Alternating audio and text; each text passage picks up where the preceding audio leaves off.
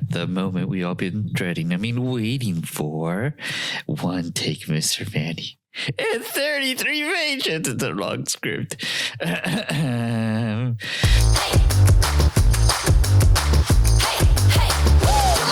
go. Here we come original. Top dog invincible. We wanna take it over, forming the unthinkable. Reinvent the old. Let's show you. Yeah. Attention, TJ Maxx, Maxxinista Podcast listeners. I'm gonna do that again. Attention, Maxxinista Podcast listeners. You're listening to the Maxxinista Podcast, a safe place for retail workers everywhere, including Ross, Burlington, and Wilmington. And sir, the second callback joke has hit the building, because if the joke is broken, don't fix it. Unless you want to go to Duncan Aviation. Okay, I get those out of the system. I also have the beanie, so I feel like Tim Pool here, but I'm not getting Russian money. In this episode, I dive deep into the minds of retail workers during the holidays, offer my reactions and rants, provide my thoughtful, much more reflections, pause awkwardly in sentences. No, let me do that again. In this episode, I dive deep into the minds of retail workers during the holidays, offer my reactions and rants, provide my thoughtful, much more segment. And lastly, I invite you to a hearty banquet of political talk. Since this is a seasonal episode, expect more holiday-themed parodies than usual. Usual would be done because I would not be playing. You know what? It's okay. They understand. I can't wait to show you all the things I have in store for you. Segment 1. Oh, don't read that. Okay, thank you, producer. Christmas is surely bringing up a mixed bag of feelings, and it doesn't help that I'm starting to feel like a Christmas tree in the Charlie Brown special. I had some jazzy tunes playing in the background that were making me sad while I was writing my script.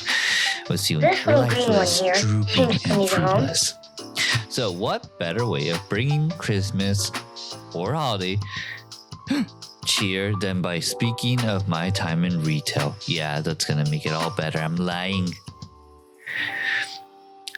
We know that. We know that. That was a tough time for me. I'm probably going to be emotionally dumping my seasonal pain in this season. I must hit all the highlights: seasonal shoppers, post-Christmas returns, and becoming retail zombies without circadian rhythm. So get your Christmas playlist ready, grab your weighted blanket, and put on your favorite comfort movie.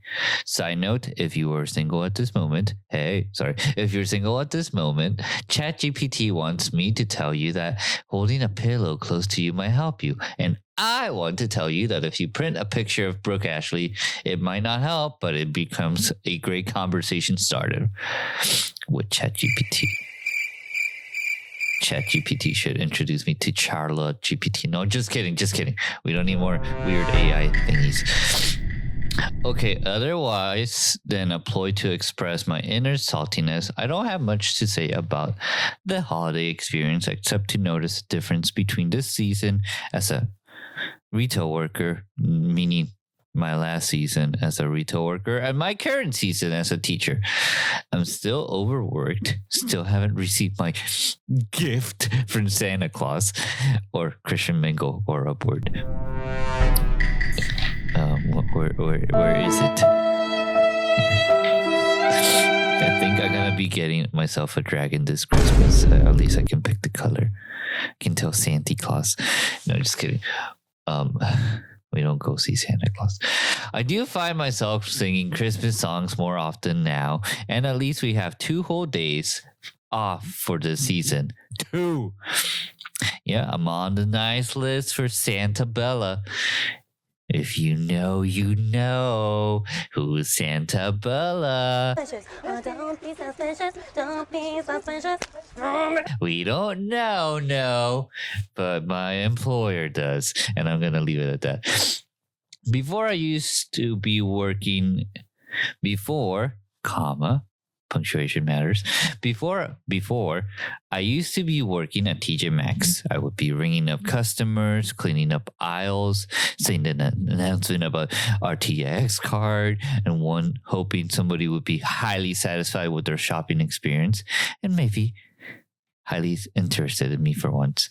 There were many cart runs where I was singing "Last Christmas" with a cold pair of hands and a heart. Speaking of last Christmas season was also emotionally complicated. Some time ago, so not last Christmas, but a couple of last Christmases ago, when I had gone on a total of 2 dates. Yeah, 2 dates with a person. That's more than 6 fun days. Okay, I'll stop. And when we had our Christmas banquet, boy, that night felt extra cold and awkward. In case anyone was asking, our date at Christmas in the park was a whirlwind, but not of romance, but in my heart and stomach, because this girl liked 2 things: me and roller coasters. And I was a roller coaster surrounded by family that was already a little bit too emotionally invested in this possible connection. And I was thinking of other stuff, you know.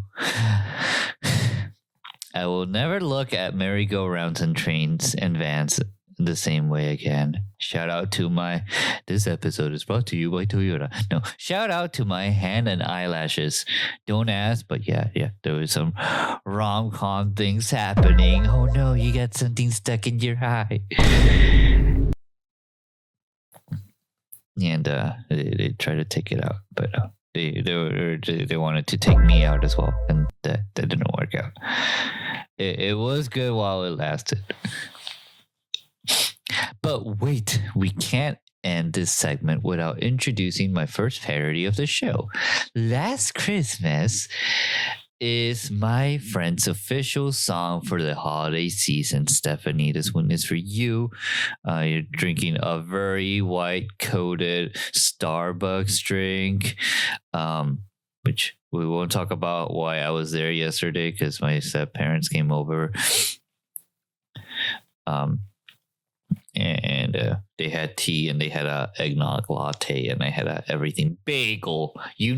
Cause never mind. It's too early for those jokes. I generally do like bagels, but I can see where my mind was taking this.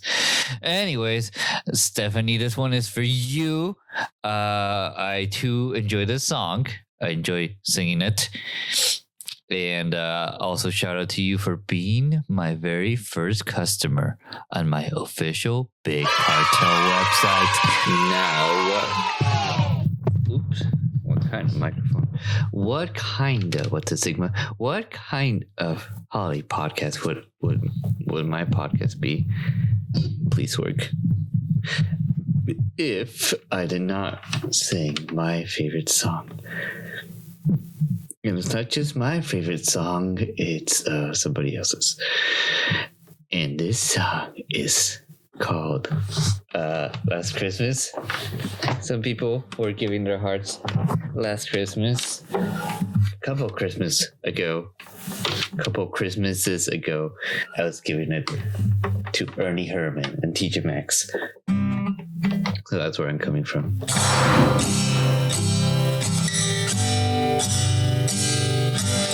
The title is the same.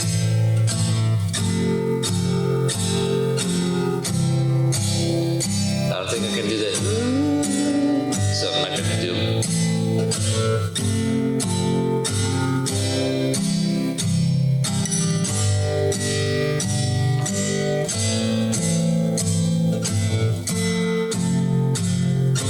Last Christmas, I worked at TJ Maxx. So the very next day, I worked until 12.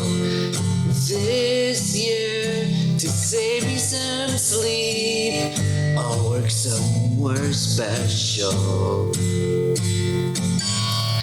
And then my students still is like, teacher, burn out his tree. And I'm like, what do you know? But anyway, last Christmas, I worked at TJ Maxx. So the very next day, I worked until 12. The very next day. This year, to save me some sleep, I'll work somewhere special.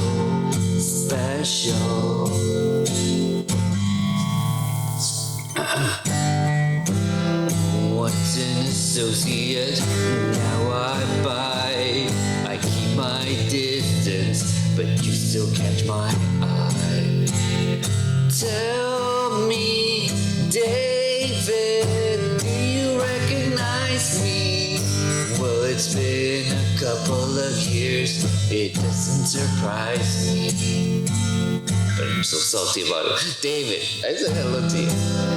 Happy holidays, I wrote it up and announced it over the intercom, saying attention shoppers, I'm in it. Now I know what a fool I've been, but if you hire me now, I know you hire me again. Last Christmas, I worked at TJ Maxx, so the very next day, I worked until 12. This year, to save me some sleep, I'll work somewhere special.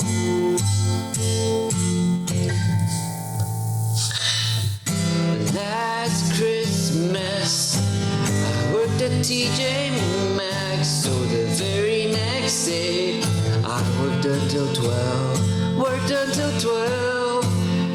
This year, to save me some sleep, I'll work somewhere special.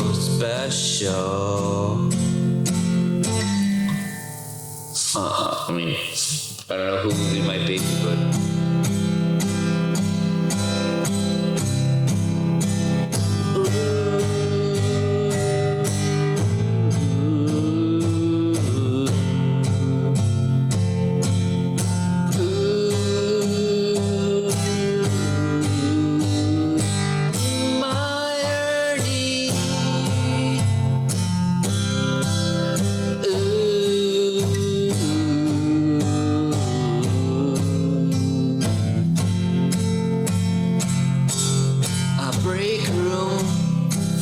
tired eyes. I'm hiding from you on your schedule tonight. My boss, I thought you were someone to rely on.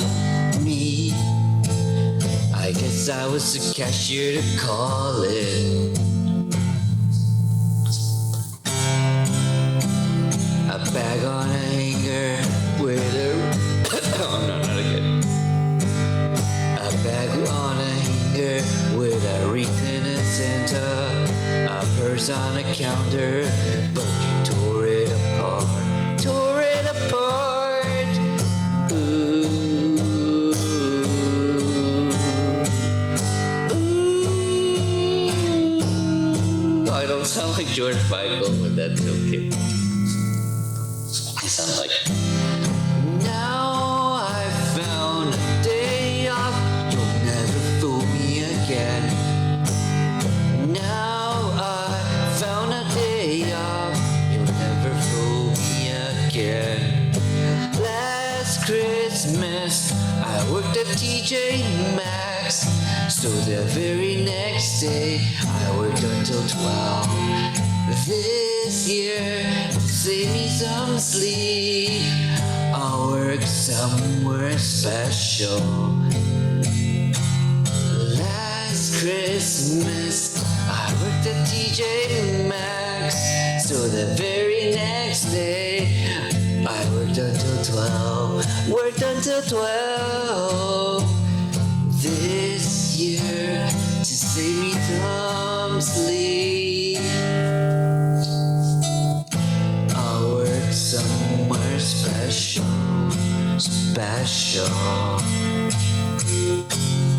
A bag on a hanger with a wreath in a center. I gave you a prize. A purse on the counter, but you tore it apart. Maybe next year I'll work somewhere. I'll work somewhere special.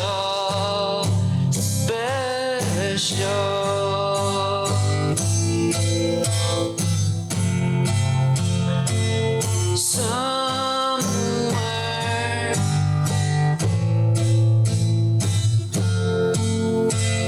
Also, guess where we got our Christmas tree decoration from? Somewhere.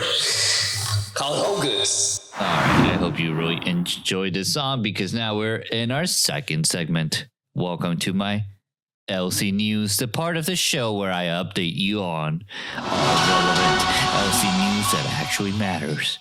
I read the emails so you don't have to. Well, as a former LCA, I should say, I used to read the emails. More on that later. Now, this is the real LC News. Newsflash, this should be the start of a Hallmark movie. Me, an overworked, overstimulated, and underprepared LCA is allegedly demoted to his previous job as a local clinician, reading books to children and taking great notes, as well as using sensory cognitive language and driving the sensory bus and Uber during his free time. Where do you picture your destination spot is? Where do you picture the pickup pin is? It is not my picture. Yeah, there was a airport situation, right? Let's just say I went to the pickup and it was not. Oh, it was supposed to be a hospital. It did not look like a hospital. I was taking calls, preparing meetings, and I was basically a CEO in my head with no time for love.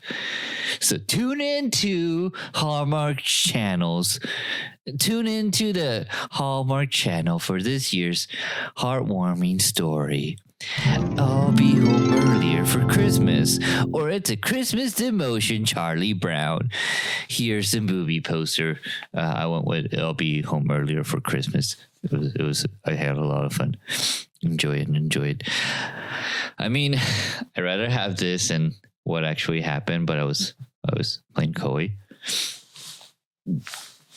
Now I am back to doing my regular duties, but man, to spring this up on me during the holiday season, that's just cold. I didn't really know how to take the news except to say that this is obviously a ploy by the Maxxinista lobby and big Salesforce to silence me for talking to parents about the multiple beauties of Canva. Canva serious me. Wait. No, whatever. Oh, we're going to leave that joke in because I don't have a producer. I'm being silenced. Obviously, I won't miss the Zoom calls. That's for sure. Yeah, that's something that I would like to be silenced, but no, you have to call and entertain commercial calls about AT&T, Fiverr, cable, thingy-majigger. So I won't miss handling those calls. Why don't we have a caller ID, but it's like not very specific. Sometimes I would not like to hear about AT&T's, what is it, fiberglass internet connection speed or something. Guys, I had finally mastered the script, and now who am I going to be talking to? Whose calendar am I going to look at? Mary's? It's a Mary Calendar joke. Mary Calendar, home of the fish plate that got me sick that one time I tried to eat healthy. And now I have a generalized stereotype that all food is like that. And I have a very unhealthy coping mechanism. No, I just don't like fish, and there was something weird with the rice. Don't hype me up. Chrissy Noem is not going to give me a date anytime soon. Maybe like a court appearance date for stalking, but it's not going to be the same thing. For YouTube's sake, that's a joke. I'm not going to be stalking anybody. ChatGPT was like, you should consider that joke for once per segment. So that was your joke. Following the recommendations of Big Tech here. As for the claims that I was demoted, man, excuse me. I'm right here. It really should have been me looking for gems. It's okay. They just don't believe men could be receptionists. Okay, Manny, but who is they? You're gonna have to check out my book club for that. We do VV and get ratchet there, or just watch my CNN interview where I was set up by the mainstream media. They just went with somebody else. They're like, no, we want you back in teaching. My tinfoil hat is off. And actually, from what I can report after my 4.5 hour discussion with my handlers, they believe that I can be developed better without having to juggle 2 different sets of responsibilities. I had mixed feelings. On one hand, I could understand where they were coming from, but on the other hand, I'm like Candace Owens, and I plan my Christmas like 3 weeks in advance. So I was like, now you tell me on Christmas Day of all days? It was like December 2nd. Approximate. You see the joke is like, this is too early. Why does she plan a Christmas event like 2 weeks before? I can't go that day. That's like me having my birthday and be like, oh, I'm sorry, I can't come on the 4th of July because I'll be celebrating my birthday on June. I need to plan it with advance because my royal family. Okay, I'm just kidding. Was it the email where I sent a double apology? I think that was it. I'm sorry. Wait, no, that's the situation ironic. That's situational irony. It's hard to make jokes like that. But I did apologize twice, and I don't know if I should be sorry about that because I would make it 3 times. That was a joke. You may laugh now. Clearly, it's my lack of enunciation that's why they moved me back. It's not because they want to develop my teaching skills at all. Sarcasm. Now, before we finish this segment with my rendition of a fitting song from Hamilton, I do want to tell you all that LC News will be canceled. No, I do want to tell you all that LC News, the LC News we have experienced together. First of all, breaking news, I'm permanently teaching math and getting humiliated for not writing my 8s and 7s correctly. I really thought it would be my 6s and 7s. You may consider I know, ChatGPT. It's like, please consider giving pause between your jokes so that your audience will get it. My audience is pretty smart. They know what I'm kidding. Also, I will not be able to survive the 40 toots allegations because I forgot how to save my fractions. And I had a 42nd in the denominator. And now that's just, 40 toots, which is great for which has less to do with my iDubbbz like struggle with IBS and more to do with my inability to pronounce denominators. Secondly, if I could choose a GIF to capture my feelings about our academy, it would be the dog with the fire in the background. En español, por favor. It would be el perro con fuego en el background. Thank you, student. I feel like I'm behind. Who knew that we actually needed the right math book to do our coursework? Sorry, kid. Thirdly, our CEO gave a presentation and my sources say she's still calling on people to read her slides, but I will protect those sources with all my life. By the way, we were talking about license plates, and I'm not going to read license plates. Thirdly, because I would badly turn some policies and be revealing PII information. We don't want to do that. Thirdly, our CEO gave a presentation, and my sources say she is still calling on people to read her slides. All right. Fourthly, our snowflake decorations are coming along great, but I have no comment about our holiday hoopla replacing Spanish class. Plot twist. Yeah, we had Spanish class for like the first couple of minutes. And then I made a fantastic snowman, which did not look like a penguin at all. Just when I was going to go over the preterite tense, they canceled the class. That must be like situation irony or something, because the class was finished. But who cares about my meta humor because he's going to be checking out cars anyways. I never felt more like Peggy Hill in my entire life. No, Dooley, en español, por favor. And Dooley's going to be like, tú eres aburrido. And Dooley had this weird voice where it was kind of like deep. But I can't quite get it. Before I wrap up, quick shout out to our meeting we had recently. It's nice to see more experienced teachers roll their eyes while we talk about the reading wars, but I'm disappointed with my lack of fun facts about myself. What can I compare to climbing the Himalayas? The only layers I have conquered are the PNG ones for my PNG tuber picture. That's okay. She always likes to call me the tech guy. And by always, I meant that one time it happened. But it was still cool. Guys, I think my hope exists in the Preterio. And now introducing my song. One last time. Speaking of things that are finished and in the past tense, I wrote this song and I performed. I'm going to perform it for you.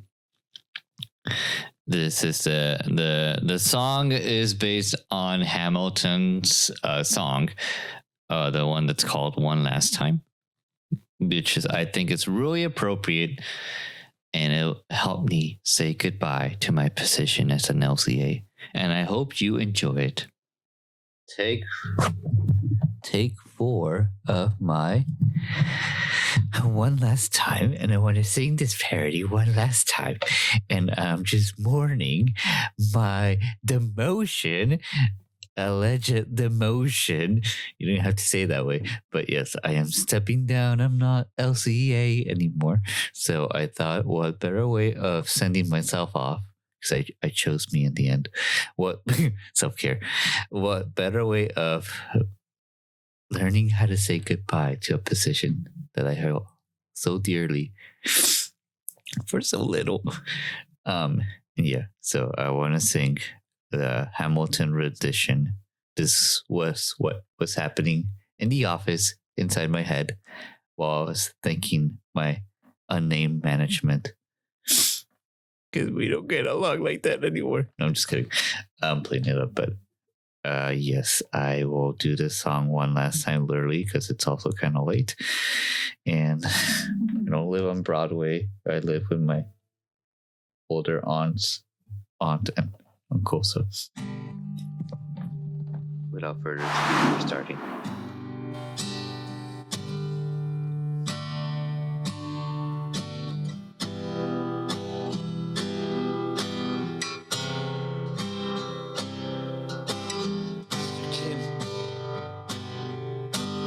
To see me, I know you're busy. What do you need, Mr. Kim? You need me to mount another frame? I'll do it, Mr. Kim. I wanna thank you for attending my meeting, Mr. Kim. I don't know what you heard, but whatever it is, IT started it, placing you back on the floor effectively this morning. You're kidding. I couldn't. The sarcasm there, as if I couldn't tell. You're kidding. I need a favor. Whatever you say, Mr. Lee. I apologize for all my behavior. Call less. I'll use a template. I'll translate an email. You see what I can still do for him. Get you to create me a sign. Ha! Good luck disobeying you, Mr. Kim. I feel like SpongeBob when he doesn't get the second Krusty Krab. Yes, I'll design and finally use my creative side. No, we're putting our Chromebooks in the lower shelving. I'm sorry. What? One last time. Relax, I'll let you know what HR says to me. One last time. Let's take our breaks on time, and we'll work out your new shift before 5 to say goodbye, you and I. No, Kim, why? Why do all my middle fingers disappoint me? I'm just kidding. Whatever. They wanna talk to you about mentoring. With Bus and Fit on the verge of elopement. Is this the best time? I wanna circle back on your areas of refinement. She picked up the pen, started writing. I wanna talk about the things that I have learned, the schedule changes I have earned. As far as the management is concerned, you'll have to trust. You should continue to trust. And then I'm like, no! One last time, center ops will hear from me. One last time, and if I get this right, we're gonna teach them how to say goodbye. You and I.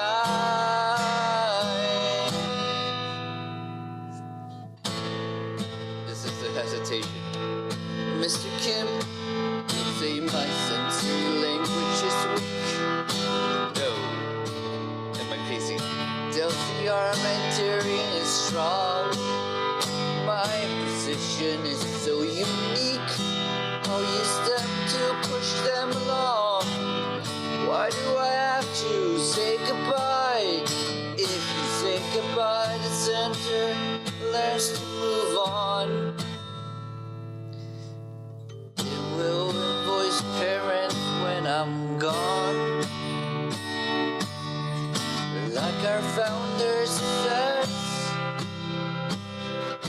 everyone shall use sensory cognitive language, and no one shall waste any frame. Their percentiles will grow in this program we made. I want to sit in my own desk and nameplate, a moment alone for a change. At home, in this bed that I made. Burnout. Teacher burnout is real. One last time. One last time. Because I big old speech. Though, in reviewing the duration of my front desk administration, I am self-conscious of many scheduling errors. I am furthermore too sensitive of my defects, and I think it's probable that I have committed many typographical errors. I shall also carry with me the hope that my management team will view them with indulgence. And after 4.5 years of my life dedicated to instruction with an upright seal, fault of my session pacing of time management skills, which falls to me, will be consigned to oblivion. As I myself will soon be to the room of wreck. I anticipate with pleasing expectation the session analyses in which I promised myself to improve. The sweet enjoyment of positive reinforcement in the midst of my obliging students. The benign influence of good imagery-based question and a clear structure. The ever-favorite object of my heart. And the immediate reward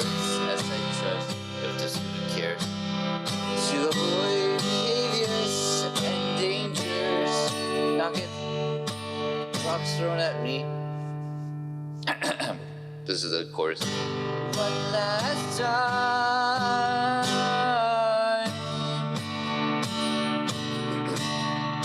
This man is going to the floor. We'll teach him how to say goodbye. One last time. You and I. Because I can't hit the high notes that they do. Mr. Man is not gonna sing. Mr. Man is going to the floor. Management has their eyes on you. We're going to teach him how to say goodbye. Teach him how to say goodbye. To say goodbye. Ooh, bye. Say goodbye. One last time. Now I need to go to somebody else when we get index cards. It's not fair agreement. Alright, that was the song. That was my parody of it. We are now in our third segment called Uber Rants, the part of the show where I rant about drive, share, and deliveries in an Uber way.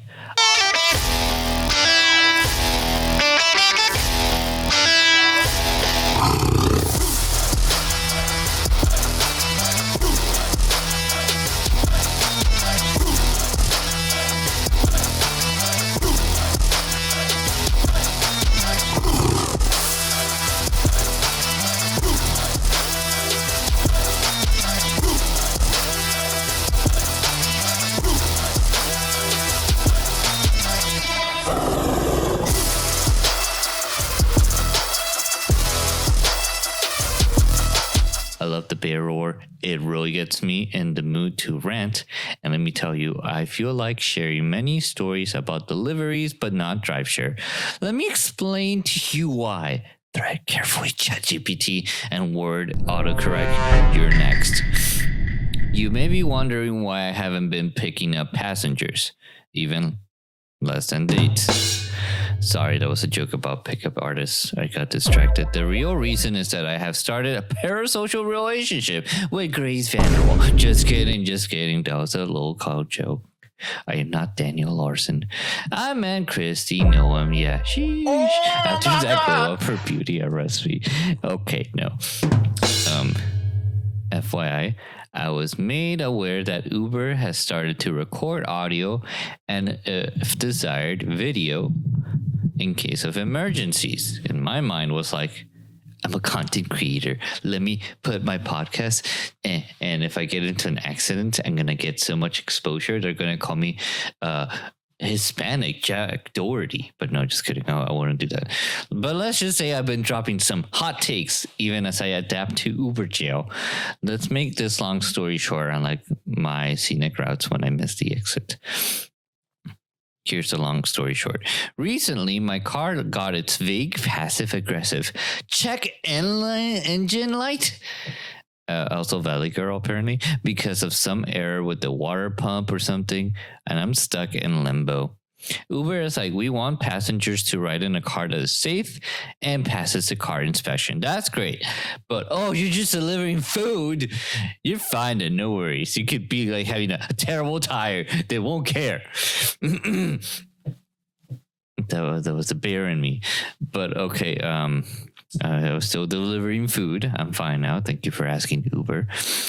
What about my inspection, Uber? Because I'm not fine this way, stuck in the middle of what could have been between us. Last Christmas, I gave you my car, but the very next day, you gave it away. This year, to save money, I drove for Instacart. Instacart is the opposite. Instacart is like, hey, please accept this delivery for $12.95. And they want like 5 cases of water bottles at Costco to this customer. And please drive to your nearest, most most inconvenient location so that you just have enough time to be in the dark delivering food and being depressed. But not enough time earlier because you were shopping for 10 very highly specific cans of cat food. This episode is brought to you by Purina Cat Chow. Chow. No, I don't know what brand they were, but they had some weird cat art. At least I saw a cute dog parade. Also, Lyft? No. You know what? Candace, is conspiring against me to prevent me from picking up a cute girl. Yeah, that's the problem. That's it. There's no other personal reason why I can't pick up anyone in a professional setting or in a relationship setting. I think I'm so mad that I forgot to give the jumbo Costco-sized paper towels to the right customer. I don't know if I should facepalm or praise the Lord for providing me with paper towels. I wish they had ordered Kleenex for moments like these. Final shout out goes to Uber and Lyft for letting me know that I had to buy a whole new tire and I replaced another one while I was at it, and on top of that get an alignment with a low taper fade. You guys, the only alignment that I can afford is left aligned. That was a word processor joke, left align text. But now I'm back to being a full service Uber Lyft driver delivering food at a hospital for your pregnant wife who has a McDonald's craving. This podcast is brought to you. No, just kidding. Let me take a little breather because we're going on to our next segment. We opened this part of the podcast with a little capitalism cheer, the real spirit of Christmas. Isn't that right, Charlie Brown? Seems too complicated. Make it easy on yourself. Just send money. How about 10s and 20s? 10s and 20s? Oh, even my baby sister. All I want is what I have coming to me. All I want is my fair share. Yeah, that's what I thought, Charlie Brown. Once again, I am reminding you once again to visit my online store on Big Cartel. I really need that Bernie Sanders meme. Thank you. I ain't no Santa, but Christy Gnome can be on my... No, we're not going to do that. She's not going to be on my nice list. Calm down. She's not going to be on any list because I can tell I have broken humor. I am sorry. Wait, I don't want to get cold this year or go to CCOT. So instead, go to the Maxxinista online store, hosted by Big Cartel. That's right, Chrissy Kringle. I have cartel connections. Allegedly. Yeah, that's supposed to sound attractive. Thank you for the wrist sound. Visit my store by clicking the link in my episode description and check out our cool items we have in store for you. We have products for men, women, children, even your mom that just wants you to create something with a Bible verse and comments on your channel with all caps because she wants her comment to stand out, and many more. Thanks, mother. Oh, she needs to learn English. No, I don't want to be like the bus driver. Gracias, ama, por apoyarme. Okay, now back to English. So what are you waiting for? Support the Maxxinista Podcast. You'll be glad you did. For Mother's Day, please clip out this. No, just kidding. Just the Spanish part because it wouldn't make sense. Unless you want to do guerrilla marketing. And it'll be really confusing at our church service if everybody's like, why are you showing this? Let me take another breather here. We're on segment number 5, which is my reaction. It's time to react to some content. And now it's time for the part of the show where the Maxxinista Podcast reacts to silly Reddit posts. I feel a bit like VeggieTales, and I forgot my regular intro. We are also not doing poo news again because it took me a long time to watch the police footage, and I always thought I would be like Archibald, but I'm probably like Bob the tomato. Pobre tomate, está triste porque no puede bailar como el pepino. Escuchen el tomate. Listen to the No tomato. es triste. Isn't it sad? Él no puede He cantar. can't sing. Pobre tomate. Poor tomato. Él desearía poder cantar. He wishes he could sing. Fuerte y dulce como el pepino. Strong and sweet like the cucumber. Pero no puede. But he can't. Ni siquiera dar un silbido. Can't even whistle. All right, that's it, senor. Come over here and let me sing you a song. Adios, amigos. This has been Silly Songs with Larry. Tune in next time to hear Larry sing. Bob is really angry. I hope he doesn't catch me. It's so hard to run with the sombrero on my head. See, I got more Spanish. Maybe if I had someone to dance with, I could learn. Miren al pepino. We're not going to react to VeggieTales. I'm sorry, I misled you. For this segment, I want to react to the holiday-themed content found on Reddit and comedy shorts. Now that I have my Reddit voice ready, actually, and my index finger pointing upward, I am ready to react to our selection of holiday-related Reddit posts. They were not easy to find, and the bag that I am carrying over my shoulder is a mix of humor, cynicism, innocence, and extended metaphors. First up, we got class warfare, but make it TJ Maxx and Home Goods. That joke was for my older sibling. Merry Christmas or Happy Holidays or whatever. This is quite symbolic for us, the downtrodden and erased closing shift people. Always the last one to go, never the ones to get the corporate paid lunch. Reminds me of the clip where it's like, y'all getting paid? Yeah, that was a funny clip. $500,000 and you were only going to pay me 30? You're getting 30 grand? I'm getting 1,000. You guys are getting paid? It's an empty box with cookies. Y'all getting cookies? If the Grinch ever worked at TJ Maxx and Home Goods, this would be his villain origin story. I think the worst part about this picture is that, and maybe I'm assuming here, the box was left empty. And they didn't even throw it away. But what I want to throw in is a little "How dare you" from Greta Thunberg. How dare Thank you? Editor. Next up, we have Season's greeting that should honestly be made into a greeting card, but what you will see will shock you. But not like that, not like the dog. Not the dog. Take a look at this photograph. Take a look at this picture. Because my audience will totally be like, yeah, Nickelback, I remember that. Take a look at this picture and tell me what you see. That was for my sensory cognitive practices. See, managers, I haven't forgotten to question to imagery. Yeah, this reminds me of the episode from the Idiot Box where Squidward is like, well, it's not really about boxes. He wants to watch a boxing match, and they're boxes. Isn't there anything on that isn't about boxes? And welcome back to Championship Boxing. I guess this is okay. I mean, it's not really about boxes. I give up. It looks like if you zoom in, you can see the dog beds at the top. Yeah, they sleep more than us during the holidays, and blankets. Plus, I think the long rectangular boxes, the brown ones, are filled with our famously fragile tissue wrapping paper.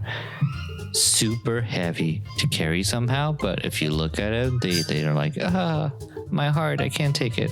All I want for Christmas is some good developed traps, like trapezoids, like the muscles, and let us go to the next part of the script. Now, let's do something a little bit different and pick up the pace here. I want to show you a couple of posts. We got a TJ Maxx exercise in futility. Boom. Just seeing all of your wonderful work in skincare become meaningless is enough to give anybody stress acne and like a little bit of existentialism. A couple more things worthy of note. 1, congratulations for completing 5 totes without being called to ring. I wouldn't know what that is like. Secondly, Merry Christmas. Here's 5 more totes. Once Christmas hits, all that beautiful work will be gone. Lastly, I hate keepers so much because they're like, oh, he's a keeper, mom. Let's get engaged a week after we just met. Let me propose via FaceTime. No, I gotta hold on to some of my jokes. Another Greta Thunberg soundbite, please. How dare you? Now, no, I'm joking. I know he's talking about the annoying, or they are. I don't know, he or she or they, about the annoying plastic sensors that take a lot of space. Kind of like me in a way. In a world of beauty products, am I the keeper that nobody wants? I promise you innocence, and I had a great post to back that up. What? I promise you innocence, and I have a great post to show you guys. It made me go, you sweet summer child. This Reddit user asks, what are your holiday hours? And then proceeds to let us know their store is open 8 to 9. Oh, that's so cute. 8 to 9. Oh my gosh. You got time to go home on the same day? Not for long. Are you ready for your shift to feel like a Back to the Future movie? You don't drive a cool car, but you do get a lot of whiplash and time blindness. Now let's add a little bit of salt to this, a lump of coal if you wish. Major shout out to this home goods worker with another job, and I'm sorry that you were scheduled for an inventory at 3 a.m. because we can afford a series on Netflix, Home Sweet Home Goods, but we can't pay an outside company to do our inventory. I call me crazy, but not Carson. Call me crazy, but I would love to not be up at 3 a.m. in a cold day in January. Okay, but I do appreciate the breakfast that the managers that bring for us. So it really throws your whole day when you're like, what? It's 11. And I have nothing to do, and I've been up since like yesterday. Let's go to Panda Express. Sad. Thank you. Okay, there's so many things. Sorry, they were giving out gift cards at our midweek, but I'll get to that because Panda Express reminded me of that. Sadly, doing inventory is our stupid policy. All of our stores do that. I'm sorry, we will, however, steal TJ Maxx workers to help the home goods side, because when you guys need help, we're definitely a sister store. We're there for you. When the world starts to fall, or whatever the Friends song says, I'll be there for you. But when we need carryouts and furniture forms, well, that's another story. They go get the milk. Now that I checked out the Reddit, I want to react to some of the comedy shorts that I thought were worthy of commentary by me, and actually former retail worker, not the ones that exaggerated. I didn't like to go for the ones that exaggerated the rudeness of customers, but the ones that were truly relatable. By the way, the one was like, oh, she's so rude. She's asking me what time I close. And I'm like, I think it's 8 or 9. 8, 9. First of all, oh, poor you. The latest you have to close is at 9. How terrible. I hope you really protect your beauty sleep. That was not in my script.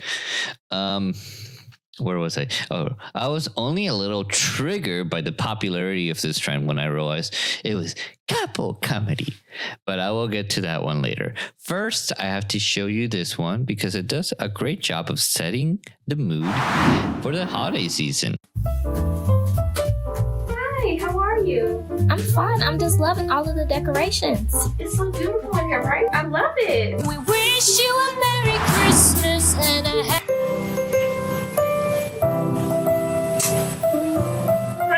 Hi, how you doing? I'm fine. Wow, it's so beautiful in here. Yes, it's really pretty. Yeah. Oh, this one again. Christmas is next week, right? It's in 2 weeks. It's 2 more. Right. La la la la la la la la la. Jesus. This is the 4th time they played this today. Tidings we Excuse me, ma'am. Ma'am. I'm sorry, ma'am. How many days until Christmas? Excuse me? It's 4 days from now? 4. I still need help. I'm sorry. I love seeing how the holidays go from fun and exciting with good customer service to exhaustion, boredom, and annoyance after hearing Jordan's favorite song, Rudolph the Red-Nosed Reindeer. She especially loves the part where they go, "Hey, Rudolph, you'll go down in history." It's something like that. I always love it. It must be the eggnog. What did I have this morning? I always love it when I became the spicy tamale. I always love it when my songs go from super deep bass to like Saint Malik high note. Don't you, Jordan? She did not like that song. I wish I could convey more of the sarcasm, but believe me, she absolutely doesn't like it. Now that I have given myself a safe place to process my emotions, we can review the couple comedy skit, because when my rage is gone and I calm down, I'm like, yeah, they're pretty funny. Plus, they're a returning favorite, so enjoy this clip. Hi, my son's going through a bit of a phase right now, like I hate you, Dad. But do you have any Christmas decorations that would fit his vibe? Don't take it personally. All kids go through that phase. We have our emo collection right here. I think this would be perfect for your Christmas. I'm looking for a sign that says "Fool!" You're literally never gonna believe this. Fool! Excuse me, ma'am. Can I help you? Yes, I was actually looking for some nightstands. No problem. Come on. We have a few to choose from right here. Those are great, but do you have 2 that match? You're looking for 2 that match? We've got a code red. You need to leave. You need to. Yo, do you have a Santa, but like super chill? Do I have something frosty for you? Chiller, shredder, Santa Claus. I'm looking for a set of coasters with my grandma and all of her friends on them. Do these work? Those are the Golden Girls. These are everyone's grandmas. I'm like really into philosophy, but also like boxing. Got you, man. Right here we got Socrates. Hi, I'm wondering if you have... Oh, sorry, that's Toby. He lives here. What did you need help with? My fiance travels a lot. Do you have something that looks exactly like him that I could cuddle with at night? Totally. I'm not sure what he looks like, but does this work? That's perfect. Okay, let me tell you what I liked. I liked the emo collection, the flaw sign joke instead of fa la la la la. How would you read that? And the Socrates boxer pun. That was a good pun. Question for the content creator. You wouldn't happen to have more plushies? Maybe like a Christy Noam, but she's like a gnome, you know, with a G in front, because she's a gangster. Okay. I like a gnome with dyslexia. Okay, I'm sorry, I can't relate. Like, my fiance travels a lot. Do you have a plushie that reminds me of him? What am I gonna have a plushie of? I have a Snoopy plushie. I don't even have the real dog. Another returning favorite, but with some language I had to clean up last time, is here again with their faster paced comedy shorts. So they're pretty spot on, a little formulaic, and they like to use a lot of TikTok sound. So I do feel a little bit overstimulated when I watch them. The more the merrier, am I right? Okay, bad joke. Merrier, like holiday season. Okay, bad joke. Let's just watch the clip. Hey, welcome to Home Goods. We're just TJ Maxx, but without the clothes. I love that. Were you looking for a full-size Santa today, or just a picture of a sloth drinking a cup of coffee? We're actually looking for 2 furry mermaid tails and a sassy little pig with wings. For sure, that's gonna be right next to the avocado wearing his Santa hat, and to the left of the army of gnomes. Wow, what is it with these stores and their obsession with gnomes? Don't worry about it. Excuse me, we're gonna find a fur coat for my cavapoo, a llama for my husband, and a picture of a fruity little bunny all tucked into bag. Yeah, that's gonna be to the left of all the penguin merch and around the corner from the fluffy egg chair. Thanks. Also, do you know where I can find my husband? Oh yeah, all the men are just in the men's section. For the manliest of the manliest of men. You mean the furniture section? Sure. Oh, thank God. I've been looking for one of these. Oh, and I've been looking for one of these. Next. Hi. Just all the same Christmas decor that I bought last year that I just can't find around my house. Great. And just so you know, we're hiring. We're always hiring. Did you want to sign up to work here as well? I already work 3 jobs, but I don't see why not. Great. So you can actually begin your workday right now. To the non-content. Not again. I was debating which one to put because there were 2 that were both funny, but sadly they both end in a way that I had to censor them because I realized they're catchphrase is not kid in the car approved, but no Barry Wise isn't telling me what to do. Either video made me feel overstimulated but seen. The obsession with gnomes, not that one. The obsession with gnomes, don't get me excited, is accurate. I really like the fruity bunny painting all tucked into bed. Very, very fruity. We really had the weirdest art, dude. Oh, we really have the weirdest art, period. Dude, comma. People really go for our furniture section like it's a truck store. Stop. Truck stop. I can't finish my commentary without saying I appreciate the representation of the apathetic husband that's at home goods that couldn't care less about being there. I feel so seen and validated. Don't you work there? I said I feel seen and validated. There were days where I did not want to read it, okay? And I was like, paper, plastic, no, just kidding. I was thinking about adding a get ready with me video I saw, but due to her coming into the store 40 minutes before we closed, I chose not to since I am still healing and processing my retail trauma. She said she only had to make a couple of returns, and now I'm stuck with 10 bags, and I had to create tags. What am I seeing? Let's ground myself. And I poked myself with the attachment gun again. And I'm at the front end coordinator. I can't even coordinate their breaks. For the love of God, please. That's the 4th time they played. I'll be home for Christmas. Thank you. Yeah, that was some great acting. And if you want to hear more of my crash out, subscribe to my exclusive content on Patreon, where you will gain access to all my emotional triggers. We want to be home for Christmas. That's a good place to stop this segment. Let's go to our next segment. Segment number 6, which I realize I shouldn't say the numbers because the video will show a different number. Yeah, I was a little bit off, but hopefully you guys are enjoying the visuals as well. A little pause. Hello and welcome to the hole in my heart. Just kidding. Hello and welcome to the much more segment, the part of the show where I reflect on my much more personal side of me and my faith community. Real ones know that I just made a reference to a podcast that I really like that touch on faith and sexuality, among other issues. But I'm really regretting my word choice here. Touched. Really, Manny. Yeah, this is supposed to be my much more reflective segment. My much more segment is brought to you by my weighted blankets and pillows. Heavy blankets and pillows. It's almost like you're hugging a real person. Almost. As you can see, wait a minute. Word is being ableist. Okay, first of all, not all my listeners even watch my video. So check your seeing privilege. It's audience, it's Spotify audience erasure for the audio. Secondly, I'm glad that you can't actually see me because my god sister Mary came in clutch with all the chocolates. But no one to share it with. No one I can call. Punctuation mistake. No one I can call friend. This holiday season can really bring out the sensitive side of me. No, not every side of me is sensitive. I am not like SpongeBob when he tries to go into the salty spittoon club. Okay, you can roll the clip.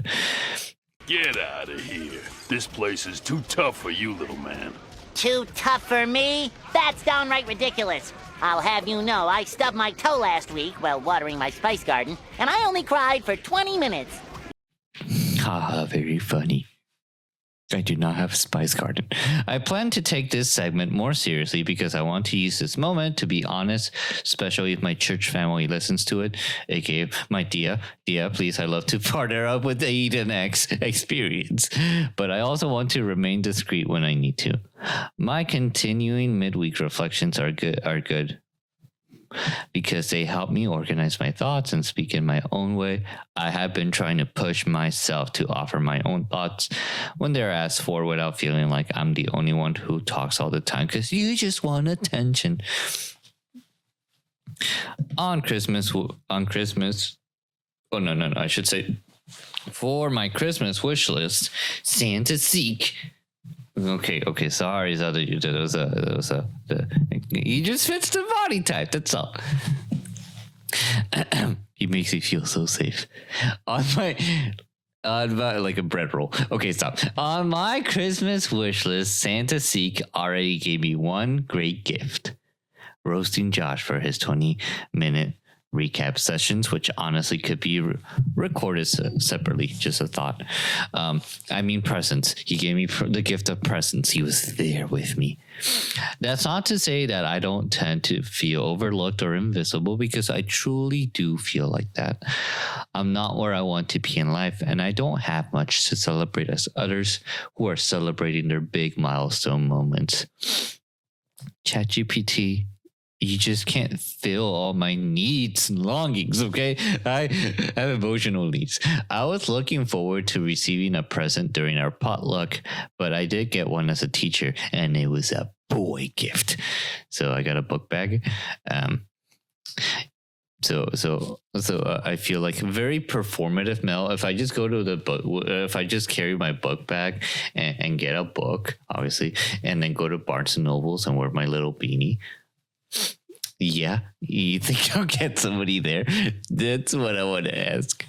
I still don't know what to think about about my workplace giving me a pink bag, but at least it's not a pink slip. Yay.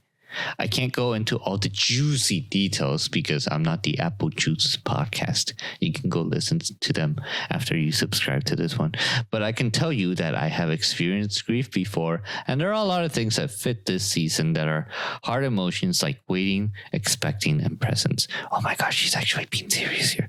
I always read and will continue to read the gospel accounts of the birth of Jesus, including surprises in the genealogy of Jesus. But I was also struck by how I could relate to Isaiah 54 and Habakkuk 3, 17 to 19, because they use a barren woman and a fig tree without any fruit as symbols for supernatural growth and faith in our painfully dry moments of waiting. Now, if I am honest, I want to switch from my Bible commentary to a bit of personal observations of this season in my community. First of all, I am not too crazy about a cowboy-themed men's night, but Pastor did pull off the hat. Howdy. Secondly, I'm sorry to the youth for being disconnected, but I don't know how to explain to you that I'm starting to feel like Big Bird from Sesame Street. And it's not just a flex about my height and how I'm taller than Brian. I want to stretch my wings and fly, or at least attend different functions and see different people. I feel like it's not you, it's me. I don't want to see the same people 20 years in a row. No, it's kind of funny. Other youth go check out different churches and still like have a good balance. So I do want to do that personally. Why does this sound like a breakup?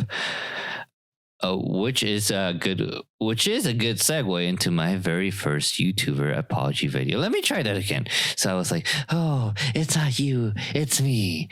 We should see other people. Why does that feel like such a breakup? Which is a good segue into my very first YouTuber apology video. Let's talk about my breakup. Get ready with me. And I'm just like combing my hair and I put a beanie in my jacket and I'm done. Get ready with me as I emotionally dump during this podcast episode while eating a Chick-fil-A. Or I would if I had gotten the card. This past midweek could have been me. But who would have gone with me anyways? I mean, besides my mom. She does like our spicy salad. Spicy Cobb salad or the Southwest one. And I could have gotten the number 3. And I could have used my DoorDash app. This is going to have so many, just product placements. This podcast is sponsored by Humor as Coping Mechanism. That's not a joke. That's a survival skill. That salad is not the only thing that's spicy. Pause. let the audience breathe on that joke and let the audience process. Well, ChatGPT was like, you stack too many jokes together. He was like, you should stack more weights when you work out, not jokes. And I was like, thanks, ChatGPT. That's a body insecurity. But yes, I did have a mini breakup after 2 short dates, and I do feel like history had their eyes on me, and by history, I do mean my church family. I like the yes, put that clip of Puss in Boots where the cat is like, ooh. Yes, we did sit outside in the cold with the heaters, and yes, it would have been nice to have someone to hold, at least for warmth, like emotional penguins. But no, I had mixed feelings. I learned a couple of things. One, holiday songs still are occasionally annoying, but they are growing on me. Secondly, I hate moving rides. 3, never hold hands while driving. And lastly, any place can be a dating spot, even Target and Walmart. Unfortunately for my sponsors, I did go to Walmart first, and then I went to Target, and I bought myself a moose. That was great. Also, we went to so many apostolic locations, like apostolic coded. Like we went to IHOP, we were about to go to Chick-fil-A, and then we went to Walmart and Target. So we were very, yes, yeah, I don't know what to say. Just ordinary locations. By now, a lot of my friends are past this stage and have been running relationship laps around me while I'm growing in my bestie ministry, growing in my bestie era. I don't know what else to call it. Does apostolic synchrony offer worships? No, that would be narcissism. Does apostolic synchrony offer workshops on that, please? Yeah, I'm asking for a friend. Or a bestie. Talk about apostolic asynchrony, because I'm always off on my timing. It's always, oh, my boyfriend. Oh, no, I actually deactivated my social media because I felt convicted. I gave you a fake number. Or my shoulder gets PTSD if I get patted one more time out of sympathy. And never hashtag blessed with the best. Hashtag apocon. Hashtag put a ring on it or a watch or whatever. Hashtag not a donut ring. So, to make me feel better, I wanted to engage in some Hassan level reactions to some pictures of apostolic couples posted during our apostolic convention recently. Yeah, this is healthy, you guys. It reminds me of the sermon by Pastor Jacob, from lying to looking to leaping. Guess where I am at? Yeah, I feel like I'm lying. Gold and silver have I not, but in the name of Jesus, do you want to grab a coffee? That's what Peter said. Look it up.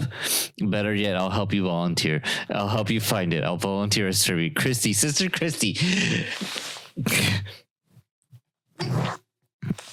Oh, that cake had a lot of sugar or something.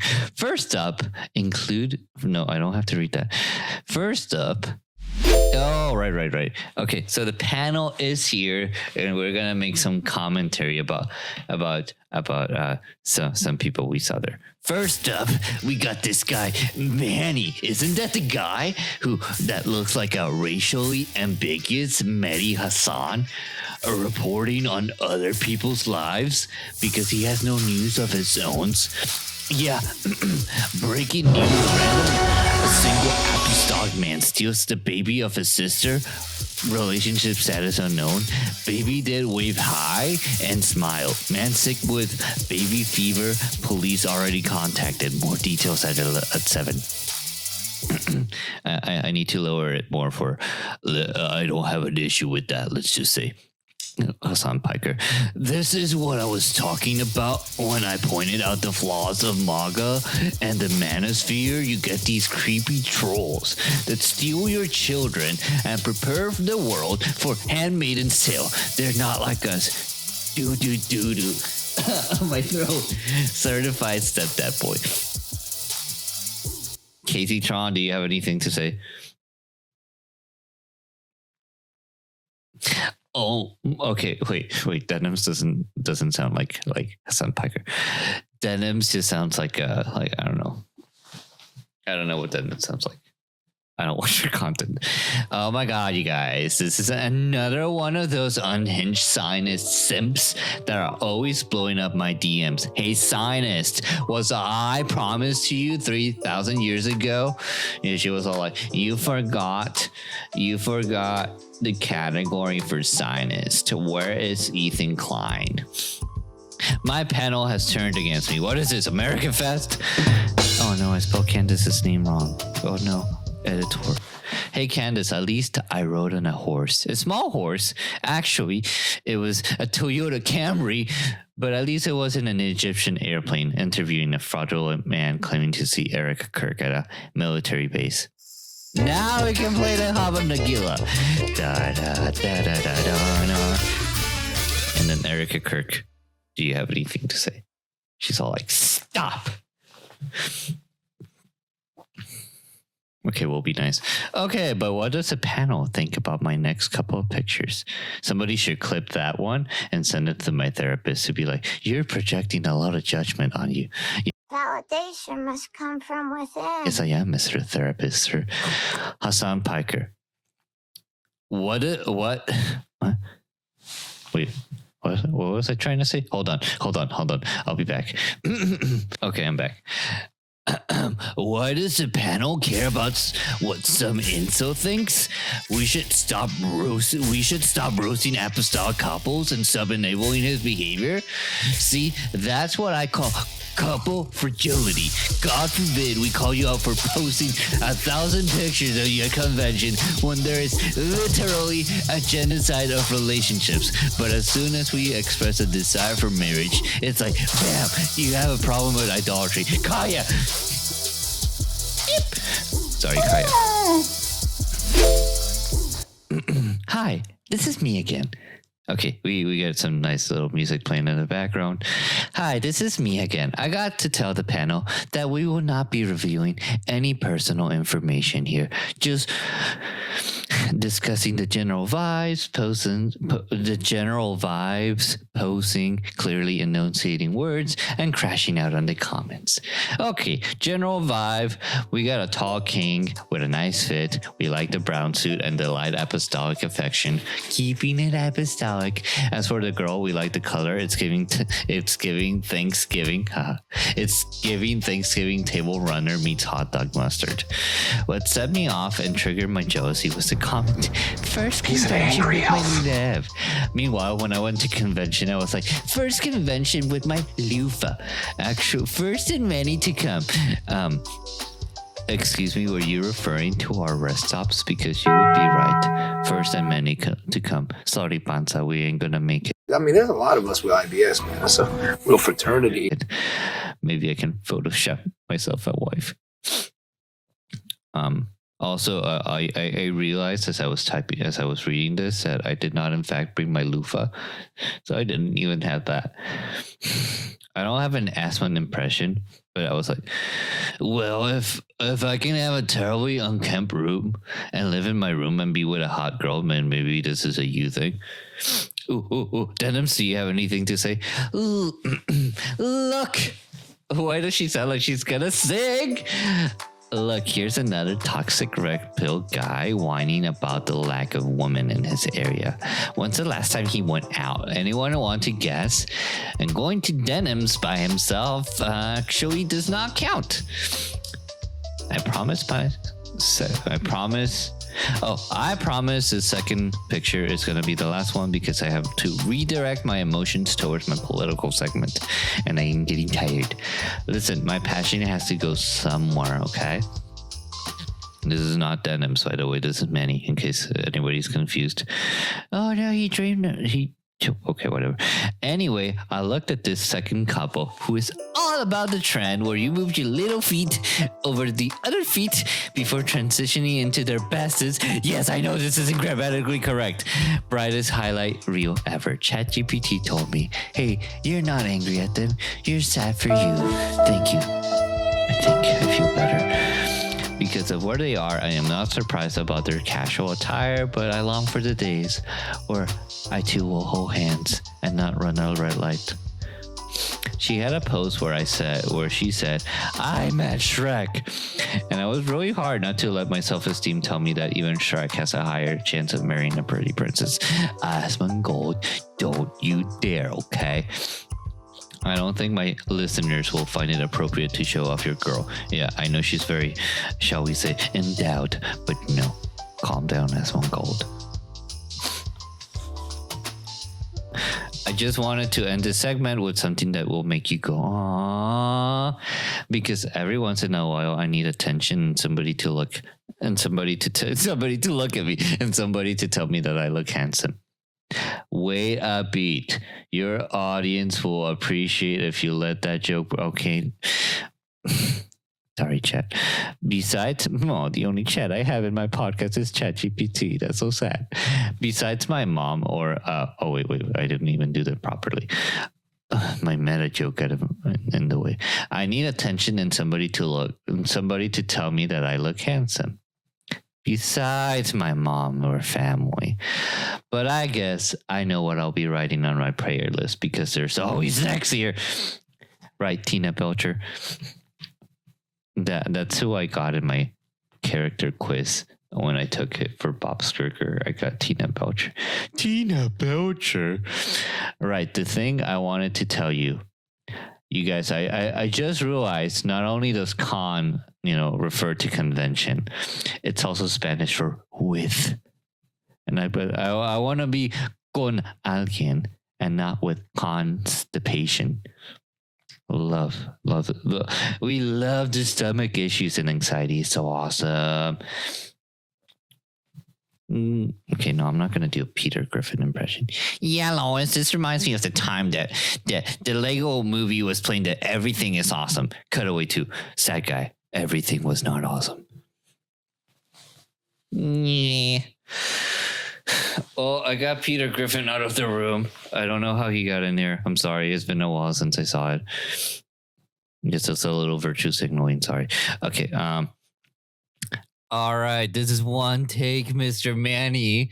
I'm going to do my parody of Single Bells. It's the one thing. My parody of Jingle Bells called Single Hell Rock. I hope you like it.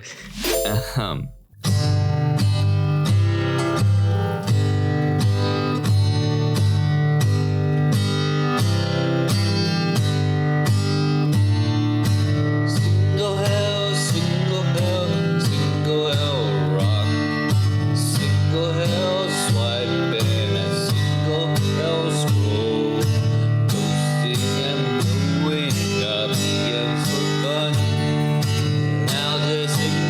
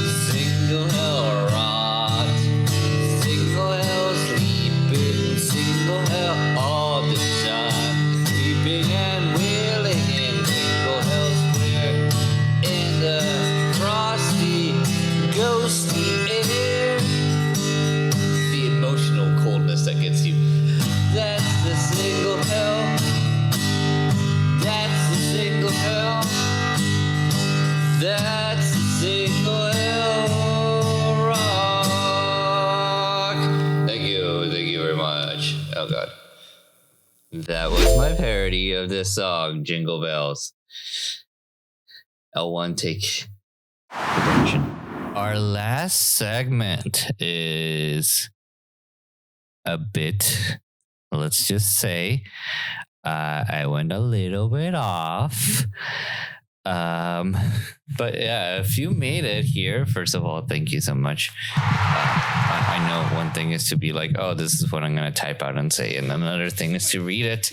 And sometimes I go on lots of like different little tangents, or like some jokes don't quite land. So thank you for making it to the last segment of the Maxxinista Podcast. Last up is my political segment. So this is your warning. You're free to go if this is not your thing, or you're free to stay if this is your thing. Either way, please don't send the French government to take me out. Unless it's for a date. I thought so. Okay, just leave a comment in the comment section and give me a like and a sub to the podcast. Before I start, Moist Critical, whose voice I can actually do, Moist Critical has an announcement for you and YouTube. As a general warning, this podcast segment features my personal opinions on different current matters and is used for commentary purposes only. You should really be doing some like shampoo hair commercials, because Moist Critical, you have good hair. I like it.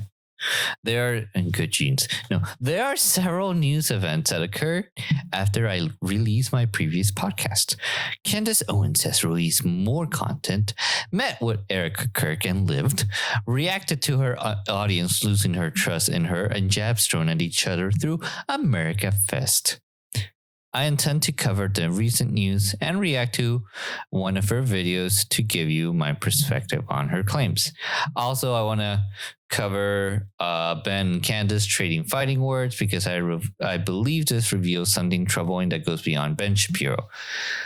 So I want to make sure that at least I have the clip and you guys can make your opinions. I do comment about something that happened there. I'm gonna skip a part of it because I did not get to cover more of what I wanted to do with like other commentators within her sphere. That would have been very interesting. But I'm already hearing a lot about this Mitch Snow guy and like how his credibility is being analyzed.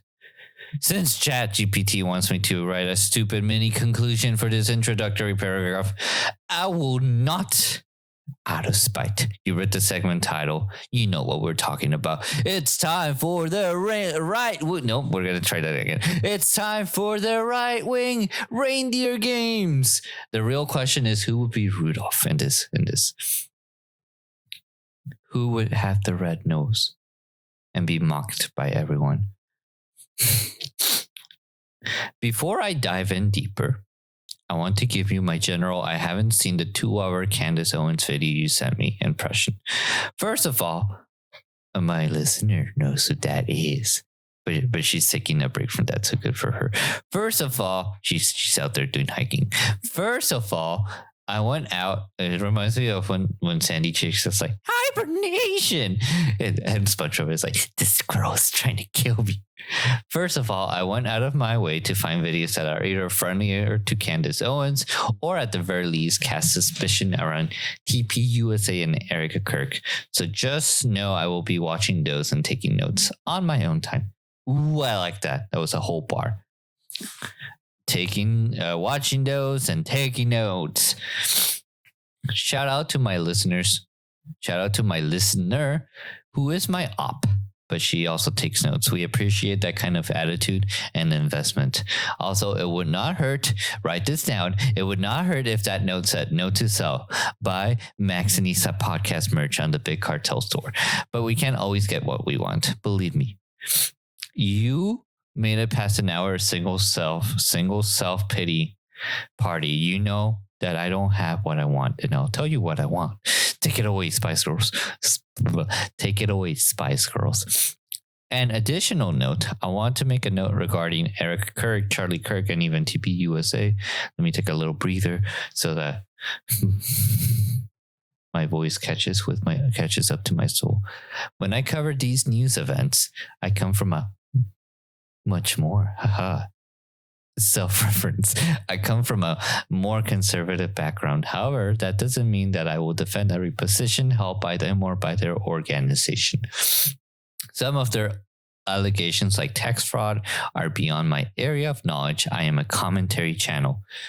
I am a humble commentary channel, not an H&R Block location. Do you get the joke? H&R location. There. I was like, is that what they're called?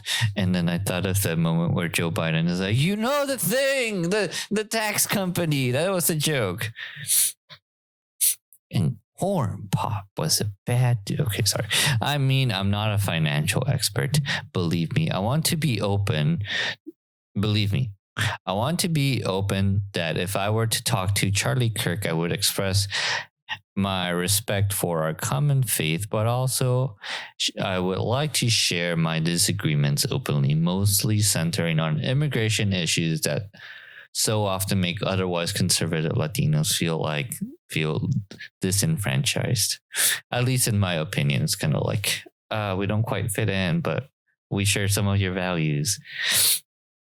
Nevertheless, I do truly believe that people are putting their opinions on a public platform and making assumptions. And some of their critics come from a this is a part of the show where I lose the ability to decode my words. Let me try that again. Yeah, you got the 7K. Yeah, okay. Mossad, am I good to go? Nevertheless, I truly do believe that people are putting their opinions on a public platform, and you can leave the 7K on my table and make sure they're all hundreds, and making assumptions. And some of their critics come from a place of extremely bad faith where they attempt to attack a person instead of attacking their position. A good example of this will be the way critics of Erica present. Wait, am I on first name basis with Erica? No, just kidding. That was a joke. I'm sorry. A good example of this is the way that critics of Erica present her infamous picture with JD Vance. Listen, I can laugh at a joke of Usha Vance wanting to spend, shall we say, alone time with JD Vance and him not responding. And I can emphasize. Also, no.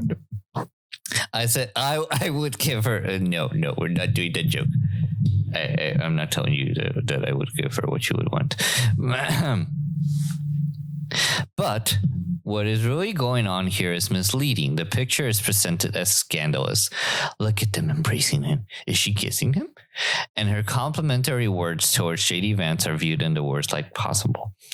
All this over a picture that looks less incriminating when you look at the actual footage. Now you have a lot of critics acting like they're marital vultures waiting for Erica to destroy JD Vance's marriage with Usha. Or, divorce lawyers. Are they the same thing? Divorce friends, can I make jokes about lawyers, or is that too mean? You guys should tell me. I think marital vultures was a great metaphor. Okay, that seems like a surface level story to bring up. And if I'm honest, I suspect it's the same type of approach with the latest Erica Kirk dating allegations are insane. That should be my YouTube thumbnail. And that reminds me of the Hamilton. King George is singing insane. That's what America Fest needs, a musical version of it. There's a clip of Erica Kirk talking about dating and seeing her roommate make shall we say, creative choices with her dating life. Essentially, what I believe Erica is saying is that seeing her roommate discouraged her from dating in New York City. Like specifically in New York City. But what her critics take her to mean is that she is lying about her romantic dating life. Like she's saying she would not do that. And she would not date at all. And that's something, and like me lie about my dating life. Never.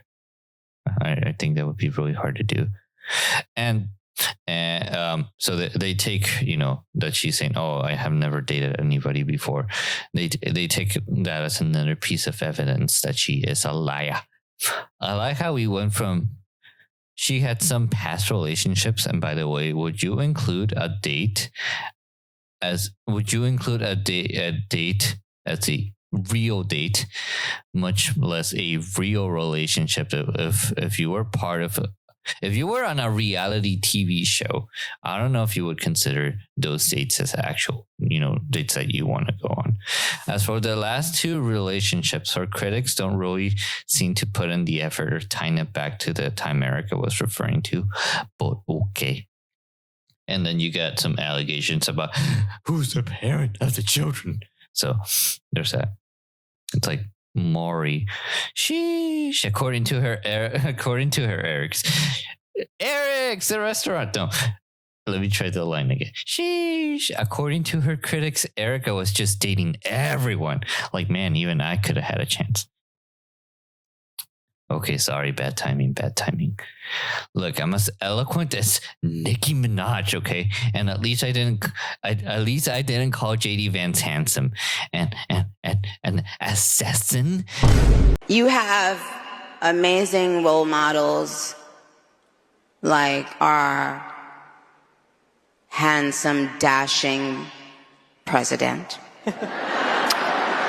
And you have amazing role models like the assassin JD Vance, our vice president. And when I say that,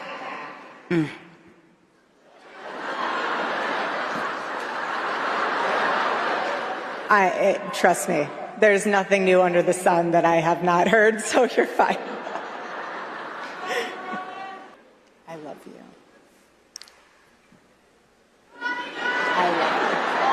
You have to laugh about it, truly. I have been called every single thing, and you know what? God is so good, you let it roll right off your back. And this is what's so beautiful about this moment, because if the internet wants to clip it, who cares? I love this woman. She's an amazing woman. She has a soul and a heart for the Lord. And words are words, but I know her heart, and it doesn't even matter. And you say what you want to say because I know your heart. I will not judge that. Sister. Thank you. For boys, be boys. Amen. Be boys. It's okay. Be boys. It's nothing wrong with being a boy. Amen. How about that? But look, I'm sorry, I'm having trouble focusing. Gee, Manny, it seems like you're not being very professional in this segment. You are cursed with the male gaze, and you can't cover the news neutrally because this involves former Miss Arizona. Yeah, they want to talk about killer looks. But all of these claims seem essentially messy gossip, because even if she did date prior men to Charlie Kirk, and even if she did lie, the rest of the accusations would not really follow. It remains to be proven whether she or her organization had anything to do with Charlie Kirk's death or any financial wrongdoings, and even more to support the claims blaming other nations for their alleged conspiracy. The rhetoric used by Kermit, get out of here. The rhetoric used by their critics, if not at the very least, their viewers show the preconceived assumptions and gleefully take their opportunity to discredit her grief as performative. Wait, what am I doing? Oh, right. Fine. You go on stage in an interview and give zero attention to the way that you look and dress. Please come in a burlap sack and ashes so people can believe you actually have genuine emotions other than anger.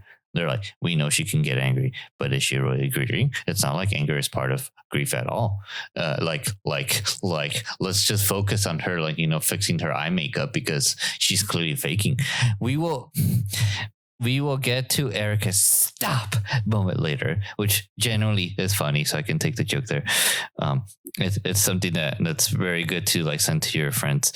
Thank you to our thanks to our very level-headed experts. We have people claiming that Erica looks demonic or possessed like Kenneth Copeland. It's a whole nother guy right there. As a last comment, I also have never made comments like that about Candace Owens' personal faith or supernatural influences. I believe it is more important to call out when she has a problematic approach, discredits established facts, and indulges in possibly Holocaust denialism, and most recently lifts up an anti-Semitic book, The Talmudic Jew. That's the name of the book, okay? YouTube, don't come at me. And suddenly unleashes a torrent on Ben Shapiro after he insulted her for her wild claims. Third, and relatedly, we have a duty to take responsibility for what we say and do. If we hire awful people, we're responsible for that. I have some experience there, as you might suspect. That means that if we offer a guest for your viewing, we owe it to you to ask the kinds of questions that actually get at the truth. If we agree with the guest, that's fine, but we should own it. So, for example, if you host a Hitler apologist, Nazi-loving, anti-American piece of refuse like Nick Fuentes,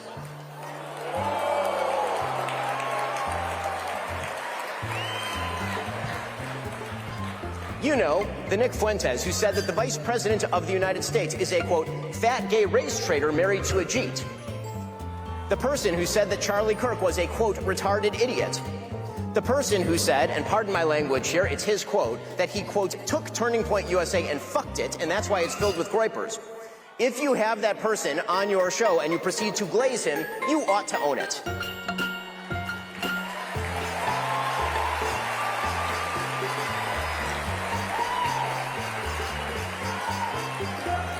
There is a reason that Charlie Kirk despised Nick Fuentes, and indeed even chided Dinesh D'Souza for debating him. He knew that Nick Fuentes is an evil troll, and that building him up is an act of moral imbecility. And that is precisely what Tucker Carlson did. He built Nick Fuentes up, and he ought to take responsibility for that, just as he ought to take responsibility for glazing pornographer and alleged sex trafficker Andrew Tate, or for mainstreaming fake historian and pseudo-Nazi apologist Daryl Cooper as America's best and most honest popular historian. Hosts are indeed responsible for the guests they choose and the questions they ask those guests.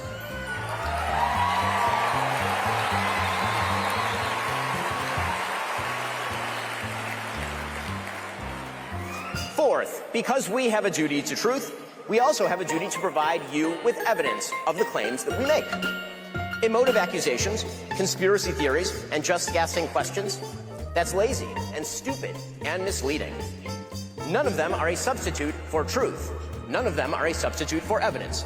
So, when Candace Owens says, I don't know, but I know, that is retarded, and we are all more retarded for having heard it.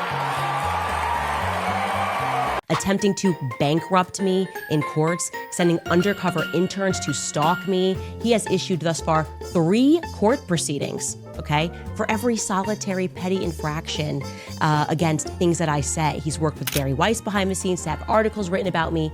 It is non-stop. As you pretend that you care about free speech and debate, I've put up with a lot of it, but today I draw the line. I draw the line with this miserable imp when it comes to Charlie Kirk, okay? Don't try me on this, but you keep trying me on this. You are an imposter, Ben. You're an imposter. No, Tucker Carlson, it is not an excuse to go silent on Candace's targeting of TPUSA.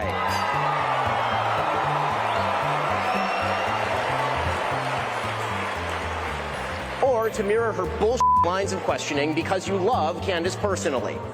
The same holds true of Megyn Kelly, a person I consider a friend, characterizing Candace as a young mother and thus shying away from condemning her actions or fibbing about them. That is a non-starter. When Candace Owens says, I don't know, but I know, that is and we are all more for having heard it. Well, Ben, when it comes to you and having worked with you, I just know I just know the tactics that you use to feign popularity in the public. I just know the amount of money that you are willing to spend on advertising to inflate your numbers to make people think that you're popular. So, yeah, I don't have to say we don't know no when it comes to you. You are such a joke of a little man. Your jealousy against Tucker, your ability to believe that you can keep manipulating the markets. You know those kids booed you on that stage. The amount of messages I got from Turning Point USA people saying, what is happening? Why is he on this stage? Standing against everything that Charlie believed in. So that's what you're doing. You're standing against everything that Charlie believed in because you weren't his friend. He didn't like you for that very reason. I look at you and I just think you are such a little worm. I could see you right now, probably. What can we get out to her? We're going to sue her into bankruptcy again, right? Sue her for every infraction, every word that I don't like, and every time my feelings are hurt. You believe that you are contract lords and that people are not allowed to violate contracts or you will ruin them for years. You fire someone and you effectively stalk and harass them for years after. I'm here to let you know that I'm done with it. I am done with it. This one is so fully off of the mother effing plantation. Truly, Ben Shapiro, you and the midget horse that you rode in on. And I say that on behalf of the world. Let me rephrase that a little bit, because after watching that, people are like, oh, he said the R word describing her. No, yeah, this is more like a right-wing problem. We don't even say that. But I was going to say, Ben Shapiro calls her ideas the R word. Okay. So he is insulting directly. He's insulting her ideas and her theories. That's what I would say. I rather focus on the more tangible claims rather than, is she giving Jezebel? No, she's giving misinformed and claiming that black people should be mad at Jews, not at white people for enslaving them. Jews, by the way, are apparently like Schrodinger's cat. Can they be white? Or like are they like only conveniently white when we want them to be? When we want them to be like, you know, oppress an oppressor. Clearly there's how would I say this? Clearly there are multiple ways of having Jewish ethnicity. There's no one single way of looking like a Jewish person. From her deep knowledge of the Talmud, Owens claims that the Talmudic Jews, whatever she means by that, believe that they have the right to own black people. Let me be clear with what I am disputing here. I am not stating that Jews as a whole did not own slaves. Individually, I should say. I'm disputing her assertion that Jews essentially ran the slave trade, especially like the Atlantic slave trade, and were the primary beneficiaries of it. So that's what I'm disputing. I am also pushing back on the characterization of the Talmud as a system of rules that Jews must follow. This is not so, and I am oversimplifying here. I'm also fighting I was fighting a burp. Okay, sorry. Political commentary is not always beautiful. I'm oversimplifying here, but religious Jews observe the Torah and then argue what that looks like in the Talmud. The Talmud is a book of commentary and opinions which often contradict themselves, not divine rules. Anyone can look at a text for the worst types of. Anyone can look at a text and let me rephrase that. Anybody can look at excerpts like religious text, sacred text, or like just like any documents, and look for like the worst portions there are. And if Candace wants to create more religious outrage, then one can look at the unfortunate history of otherwise decent Christian leaders, Protestant and Roman Catholics, who would own slaves and use the Bible to their own benefit. Not that I'm giving like, American, but like the Puritans, they're very like well-known theologians who had slaves, and that's something that we have to confront, right? Because Jonathan Edwards would be more of Protestant. Shoot, that deflated the energy. Let me get back. Hey, Candace, remember that time that the Roman Catholic Church in the 16th century? Let me rephrase that. So there was a lot, just I'm like really careful with this. So in the 16th century, there were a lot of European leaders who were like, we don't know if indigenous people have souls. Which, yeah, huh? And then my zinger was like, not everyone was Bartolomé de las Casas. Ooh, I'm holding back since I don't want to be accused of whataboutisms, but it is historically valid and it's a safe place that cares about my feelings. No, I mean, it is valid to point out that while Bartolomé de las Casas was an advocate, his debate opponent, Juan Gines de Sepúlveda, used religion and philosophy to rationalize slavery, believing that there were people who were, just born natural slaves. And girl, I can be your... No, Manny, don't lose a good argument to write a dumb flirtatious intrusive thoughts. I mean, own the libs. Maybe I shouldn't say own, given what we're talking about. Before I forget, I want to point out something incredibly rich and ironic for Charlie Kirk's bestie. Has she seen the public debates between campus students and Charlie Kirk on the Talmud? Because I don't think she has. I meant to sound like a bit more sassier, but like quite sincerely, like there has been times where he's been confronted by what the Talmud says, and the Talmud has some like really controversial negative. I guess I want to say allegedly because it's disputed, but people like find texts that are like, oh, this is insulting for Christians. How could you defend it? Which, again, it's just a type of text that the Talmud is. It's not like I have to believe it. YouTube, don't you dare misunderstand this as condoning commentary purposes. Okay, I covered myself. Okay, chat. Yes, Mossad. I only used that joke once in this segment. Am I clear? Am I still gonna get my 7K? Guys, I went full preacher mode, and I want to let you know that wasn't my sermon. That was the introduction. Like when people walk up and they're like, voy a dar un saludo, I'm gonna greet you all, and then they spend like 15 minutes and they're like, okay, now it's time to get into the sermon. That's what happened. I said, hold on, I don't want to use my notes, I want to speak with fire.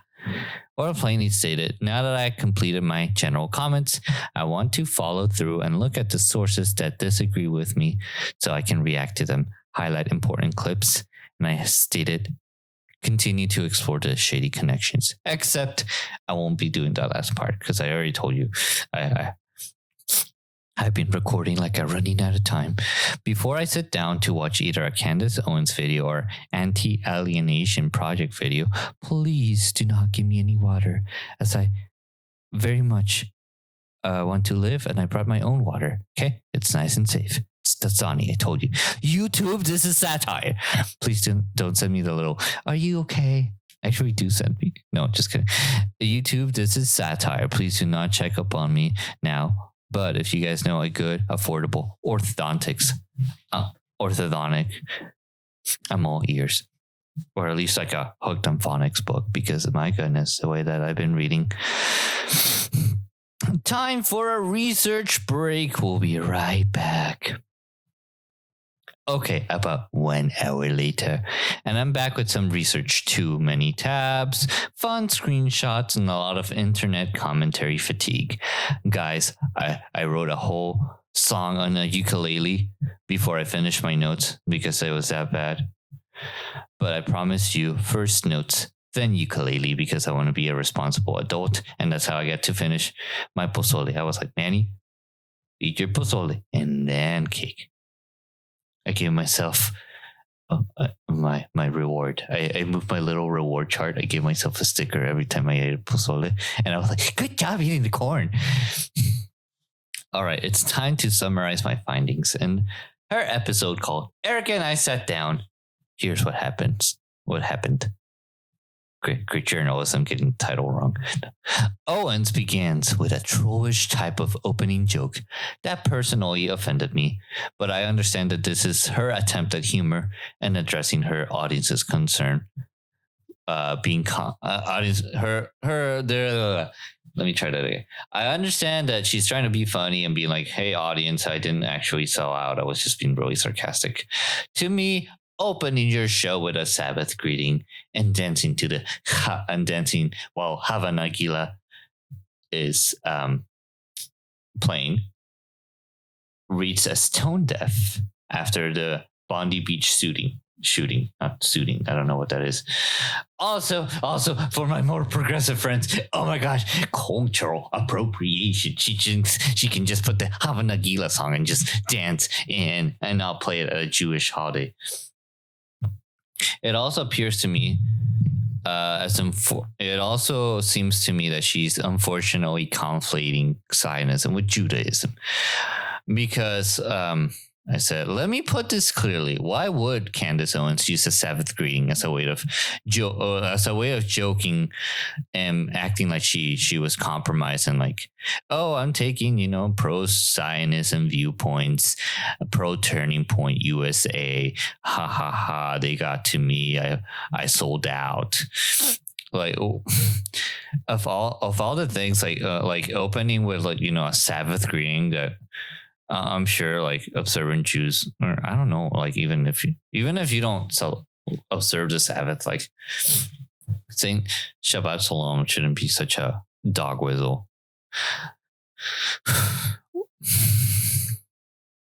There were other quips that I believe were strawman representations of typical pro-Israeli talking points that she uses for laughs. The ones that stood out to me were the blasé attitude she uses to talk about Israel's right to defend itself. But hey, at least she wasn't sarcastic about Israel's right to exist, so that's a win. I think it is possible to hold Israel accountable for their actions or protest what is happening in Gaza and the West Bank, and I also believe that Israel does face actual threats from resistant groups like Hamas when they entered and attacked Israel on October 7th. I didn't notice Hamas soldiers politely asking the people at the Nova Festival, hey, excuse me, are you a Zionist or are you just an observant Jew? It doesn't matter if they were reserve soldiers since military service is compulsory. I just said that. I don't believe Hamas when they say that they have a problem with Zionists but accept Jews. So tolerant. It's the same reason why I push back on the saying from the river to the sea, because that leaves no room for Israel to exist as a state. Palestine will be free from what? I respect your... Let me just land that. What will Palestine be free from? We don't end a sentence with a proposition. Unless it's proposition chicken. Sorry, I'm really hungry, but I hope you see what I'm trying to do here. Not just in terms of marketing, but actual commentary. I respect your opinion if you believe that Palestine should be free from checkpoints, walls, military presence, and danger, especially for the most vulnerable people. I even support your view of wanting statehood for Palestine. However, I think it is harder to believe when you look at the original form of this slogan in Arabic. They aren't stating that Palestine will be free. They are stating that all of Palestine, including Israel, will be Arabic. Why does that not raise colonial red flags? What about the populations within Israel? Sorry, I did a cadence. Candace cadence. What about the populations within Israel, even the ones that are of Arabic descent? What about the population of Israel that doesn't fit that? Where will they go when some of their home countries won't allow them back in? And to be clear, just to tie it back to Candace, because I did go a bit on a sidebar here. She's trying to be funny about like... Is she trying to be funny? Women aren't funny. No, that's not a position I have. I think some women are hilarious, just not her. She's trying like how would I phrase this the best way possible? I think you can balance like actual threats that Israel does face with like their, okay, this is like, how would I say this? Like, you can advocate for Israel to be more reserved, or like, hey, we want you to be out of this area, or like, why are we trying to like resettle this part? Like, I do think you can have problems with that, but to dismiss the dangers that the state faces, or the people face, or the fear that citizens have because of the resistant groups. There's more than one, and they're definitely, or they were definitely at some point fighting with other people through proxy war. So I think their fear and their need of defense, while needed to be more measured, is valid. I think that was a little bit wordy, but I was like trying to tie it back to that. So hopefully that was understandable. Let's talk about another thing that she did in her opening. The next one seems a bit more silly in comparison, and I'm glad to address it. She mocks the concerns. Why did I read it like an NFL? She mocks the concerns like an anime character. Yeah, she mocks the concerns that viewers might have towards Tucker Carlson after the Nick Fuentes interview which was heavily criticized. This is where I should be using my Reddit voice. Commentators that I agree with tend to say something like this. I don't have a problem with Nick Fuentes having a right to say whatever he wants, or having a platform, all that free speech. But if you're going to have him on, you should have the courage to call out his extreme flamboyant views. It's not about censorship or canceling anyone. It's about having consistency as an interviewer and being honest if you agree with your guest or not. But she just chalks it up to critics calling Tucker Hitler. So pretty misleading there. It's I'm sure there's critics who will just like use those terms very loosely, but when you actually have like a Stalin Hitler fan, you're like, oh, he's so based or whatever. Which even in terms of like military, he was not. Owens, remind me of what you said about the Holocaust experiments by Dr. Mengele. You said something like it sounded absurd. It sounded like propaganda. Next time, have courage to call out Elie Wiesel for his pro-Israeli positions instead of clinging to an unproven lie to discredit his Holocaust experience. Why do you have to minimize somebody's experience, to be able to like criticize what you actually want to criticize? Don't be like, oh, he didn't experience the Holocaust. Oh, he wasn't at Auschwitz. Well, which is it? Did Gruner experience the Holocaust at a concentration camp and we should trust him? Or was the Holocaust exaggerated communist propaganda? I'm trying to say, like, look, it seems that Candace is like choosing, oh, I want this victim. I'll validate their experience as a Holocaust victim, but not Elie Wiesel. We'll discredit him. We'll try to tie him up to like Robert Maxwell and Epstein, and it just seems really dirty.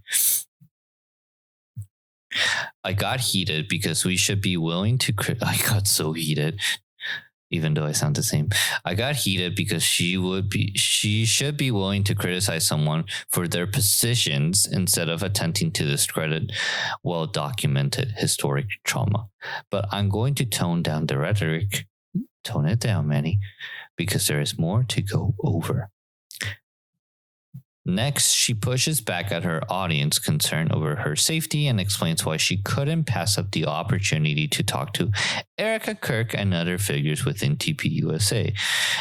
What's really gonna what's really gonna cause me to crash out was if audition was not working, and I'm at an hour and 30, so we should be wrapping up very soon. It seems to me a Mr. Beast challenge where you cover politics and the I don't want this to be 2 hours, okay? Unless you're like adding the songs, well, that might make it go a little bit more.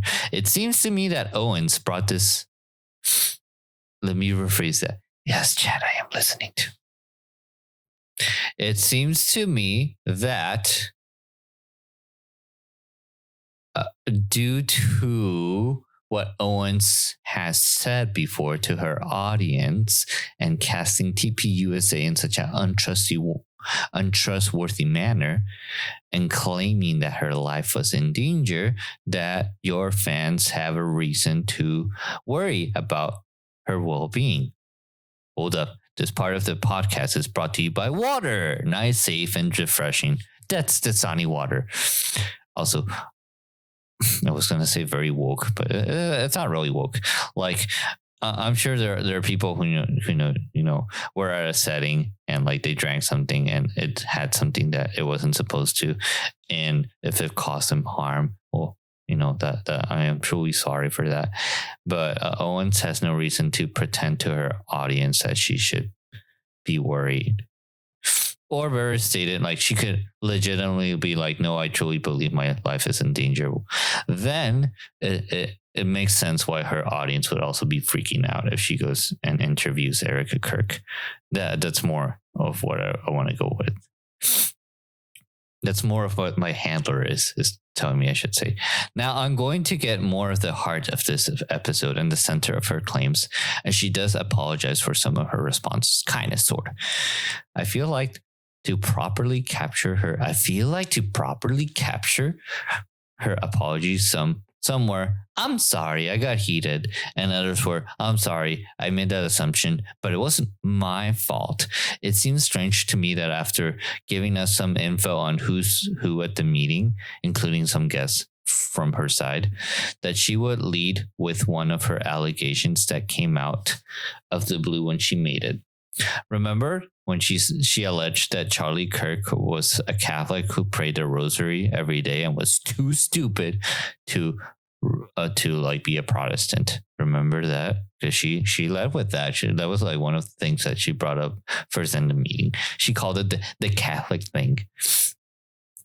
And then apparently she was very suspicious of the follow-up like interview that was like targeted towards her.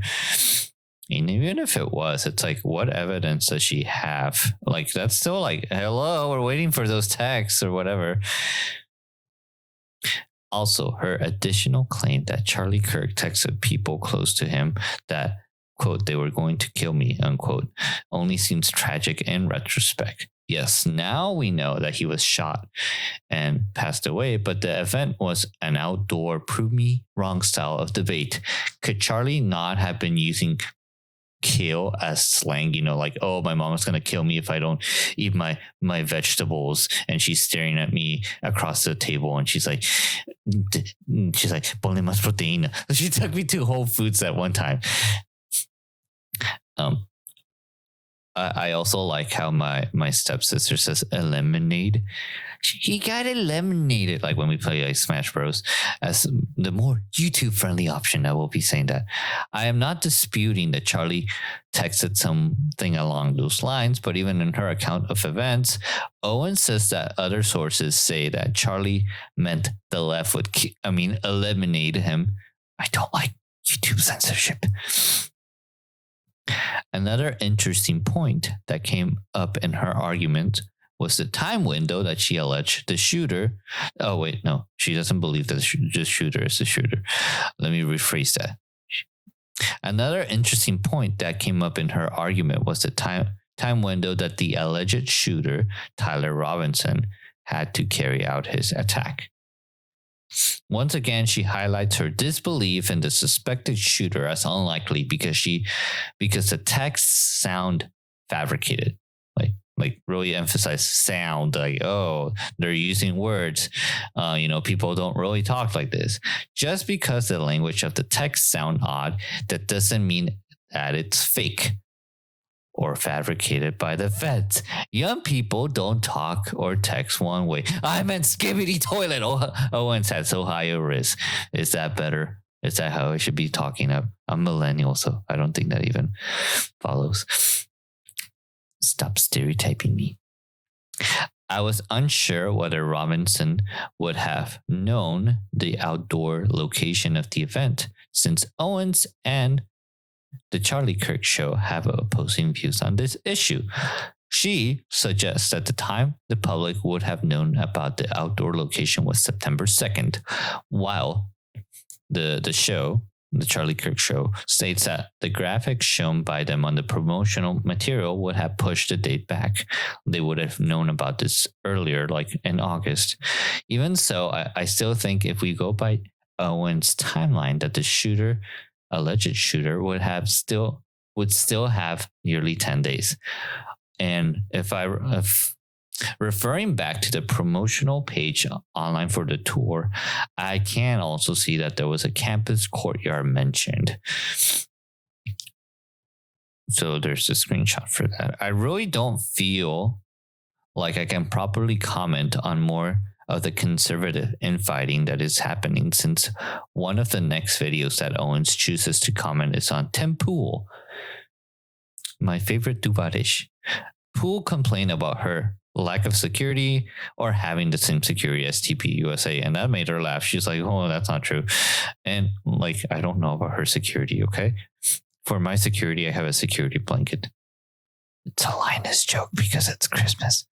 I think her response to the New York Post's so-called hit piece on her was interesting because of her reaction. She talks about this piece alongside with some erroneous changes to her husband's Wikipedia page, which are funny, but they seem to be inaccurate, so I'm not supporting them.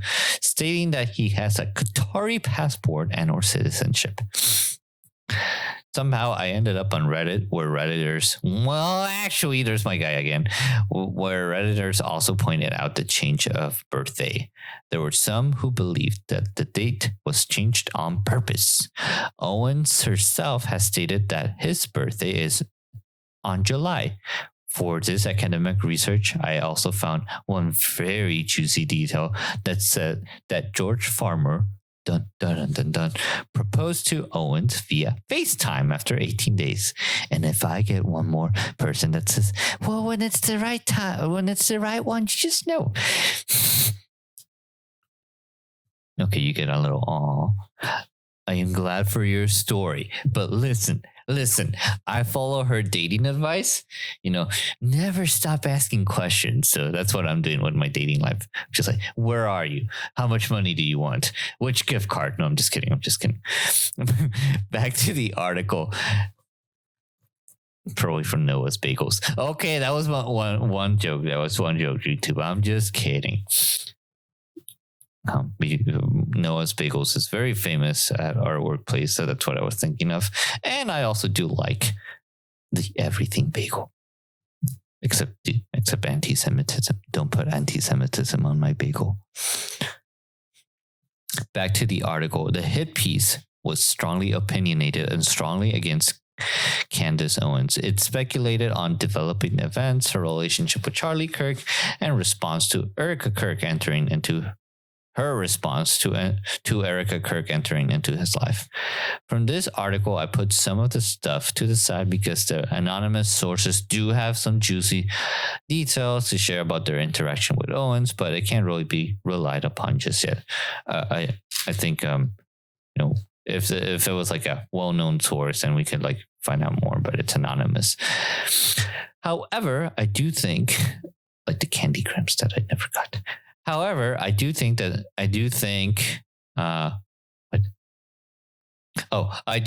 have the right to call out her quote unquote baseless claims towards Brigitte Macron and anti-Semitic comments. I find it unfortunate that George Farmer was considering selling Parler to Kanye West, now a great ally to the Jews. This is how we do satire. Roll the Havana Gila.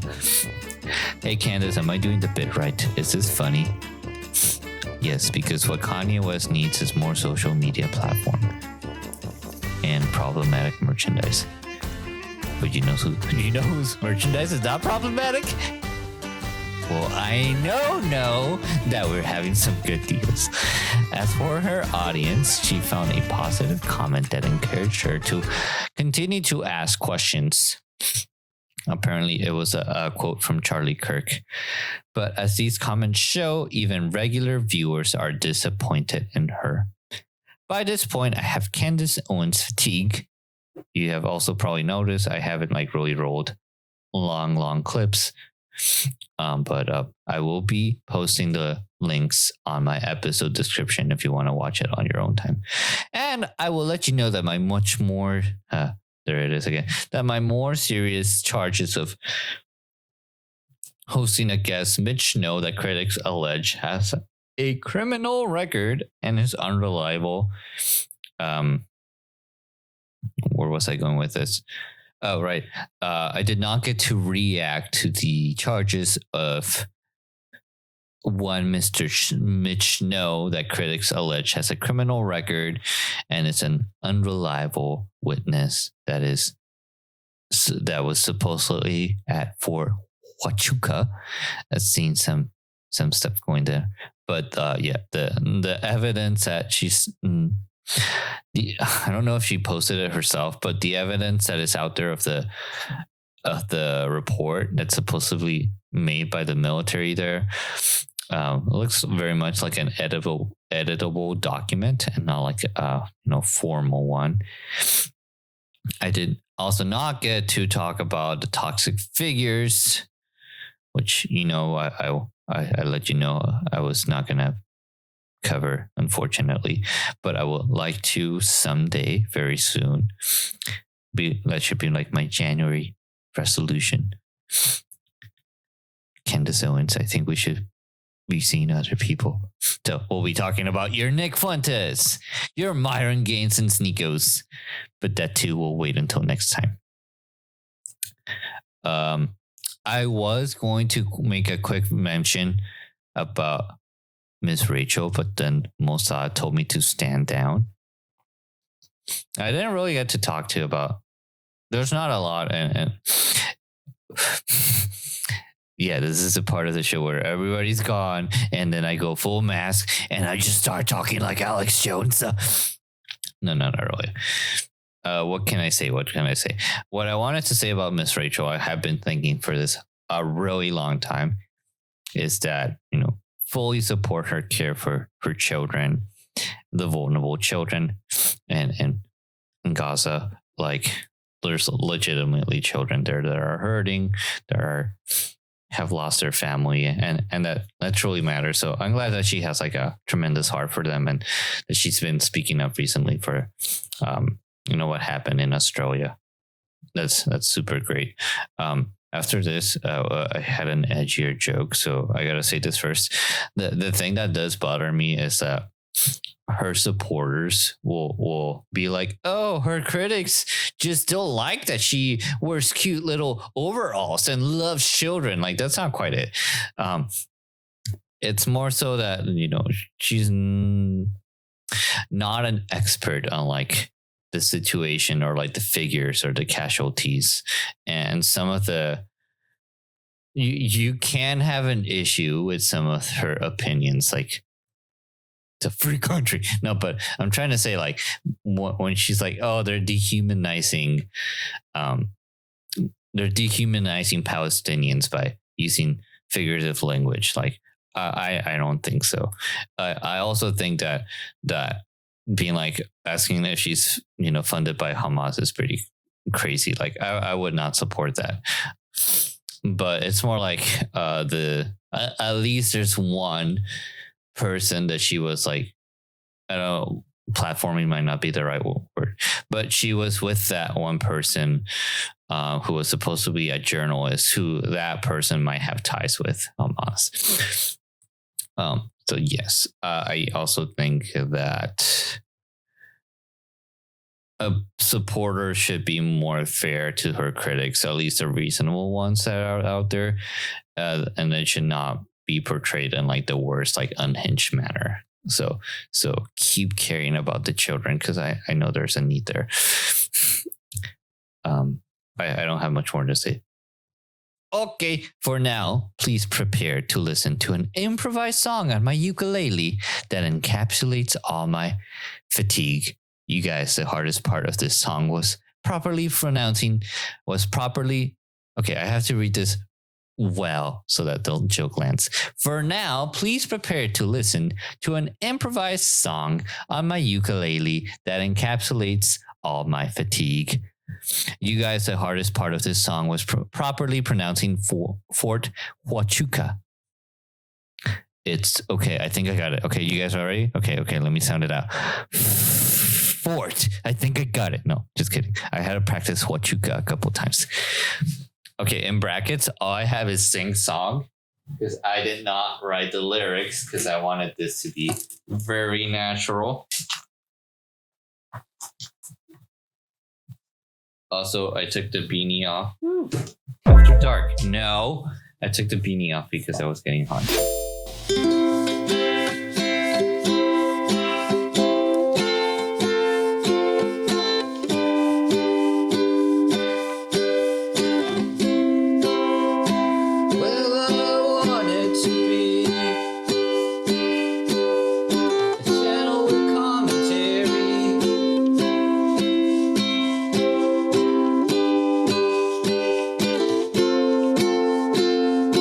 But I think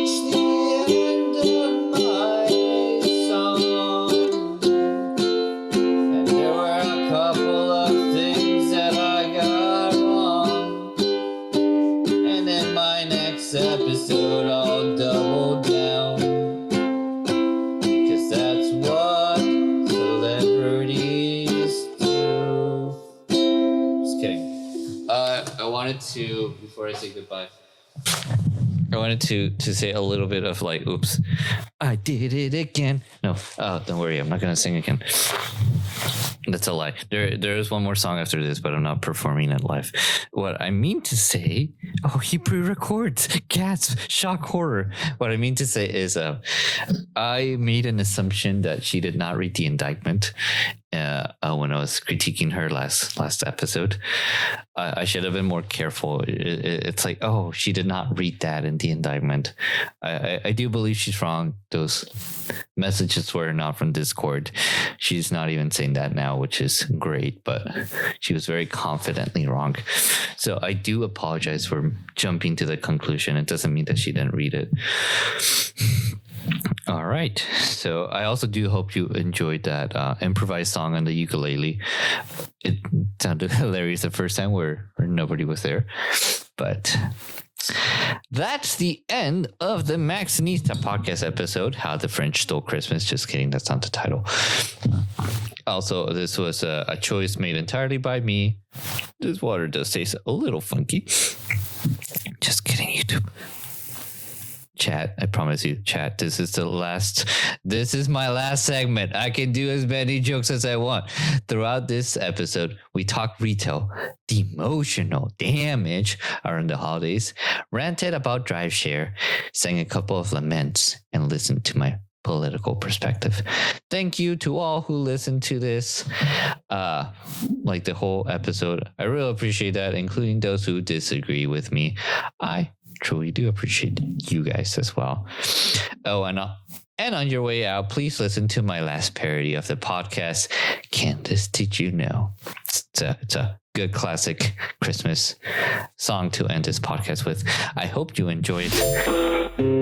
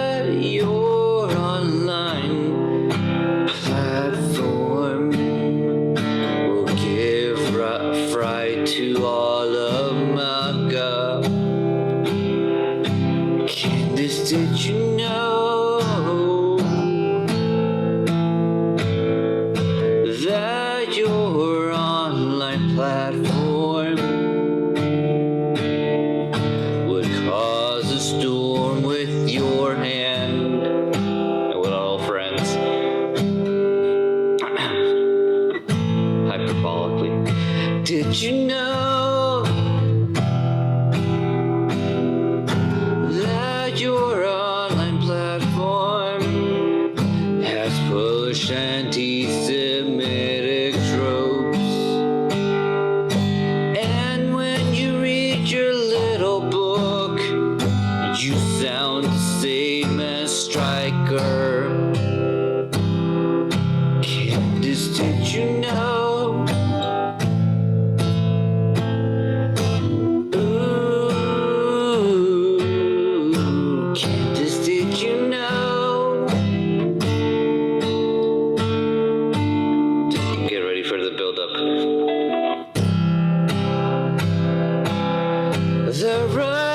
sleep.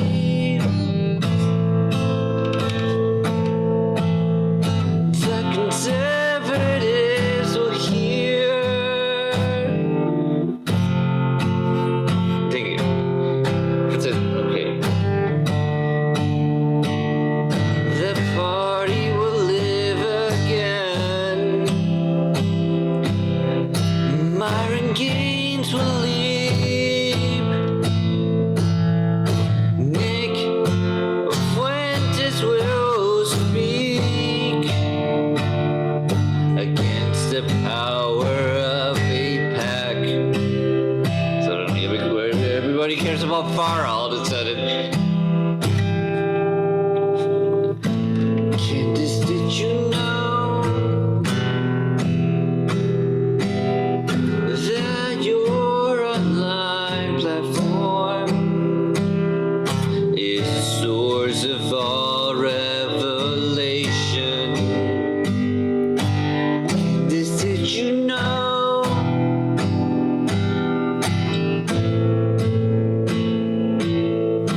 that your online platform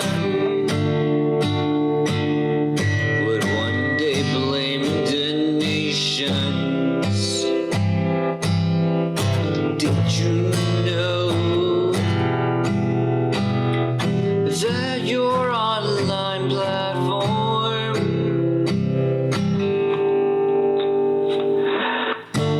was heaven's perfect podcast? And the moral men you're defending. Let's do all of that. And the moral man you're defending is the great corporatine. I can't hit the notes, but I hit the satire.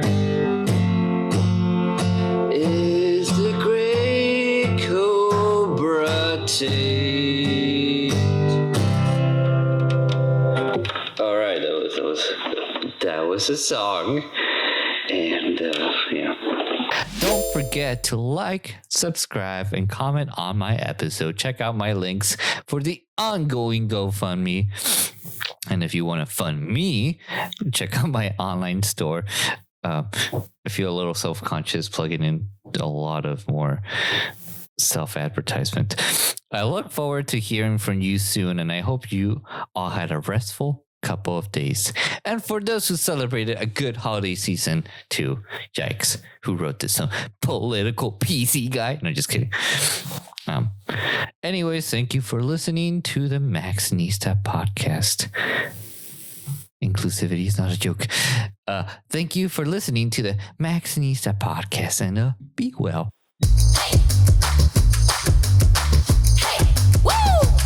Let's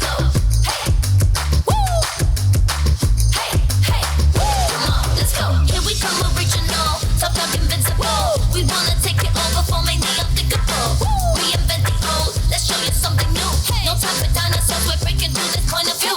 Come on, let's take it high, next level do or die. We're on a rocket ship, we're flying till we touch the sky. Let's raise it up again, let's go creative first. There ain't nobody better, and there ain't nobody stopping us. No, we never ever stop, no, we never ever stop, no, we never ever stop. We keep going till we drop, no, we never ever stop, no, we never ever stop, no, we never ever stop. We keep going till we drop, no, we never ever stop, no, we never ever stop, no, we never ever stop. We keep going till we drop, no, we never ever stop, no, we never ever stop, no, we never ever. Ain't nobody stopping us. Yeah, yeah, yeah. Ain't nobody stopping us. No, we never stop. Ain't nobody stopping us. No, we never stop. Ain't nobody stopping us. Go, go, go. Yeah. No, we never ever stop. No, we never ever stop. No, we never ever stop. We keep going till we drop. No, we never ever stop. No, we never ever stop. No, we never ever stop. We keep going till we drop. No, we never ever stop. No, we never ever stop. No, we never ever stop. We keep going till we drop. No, we never ever stop. No, we never ever stop. No, we never ever stop. We keep going till we drop. We keep going till we drop. Yeah, yeah.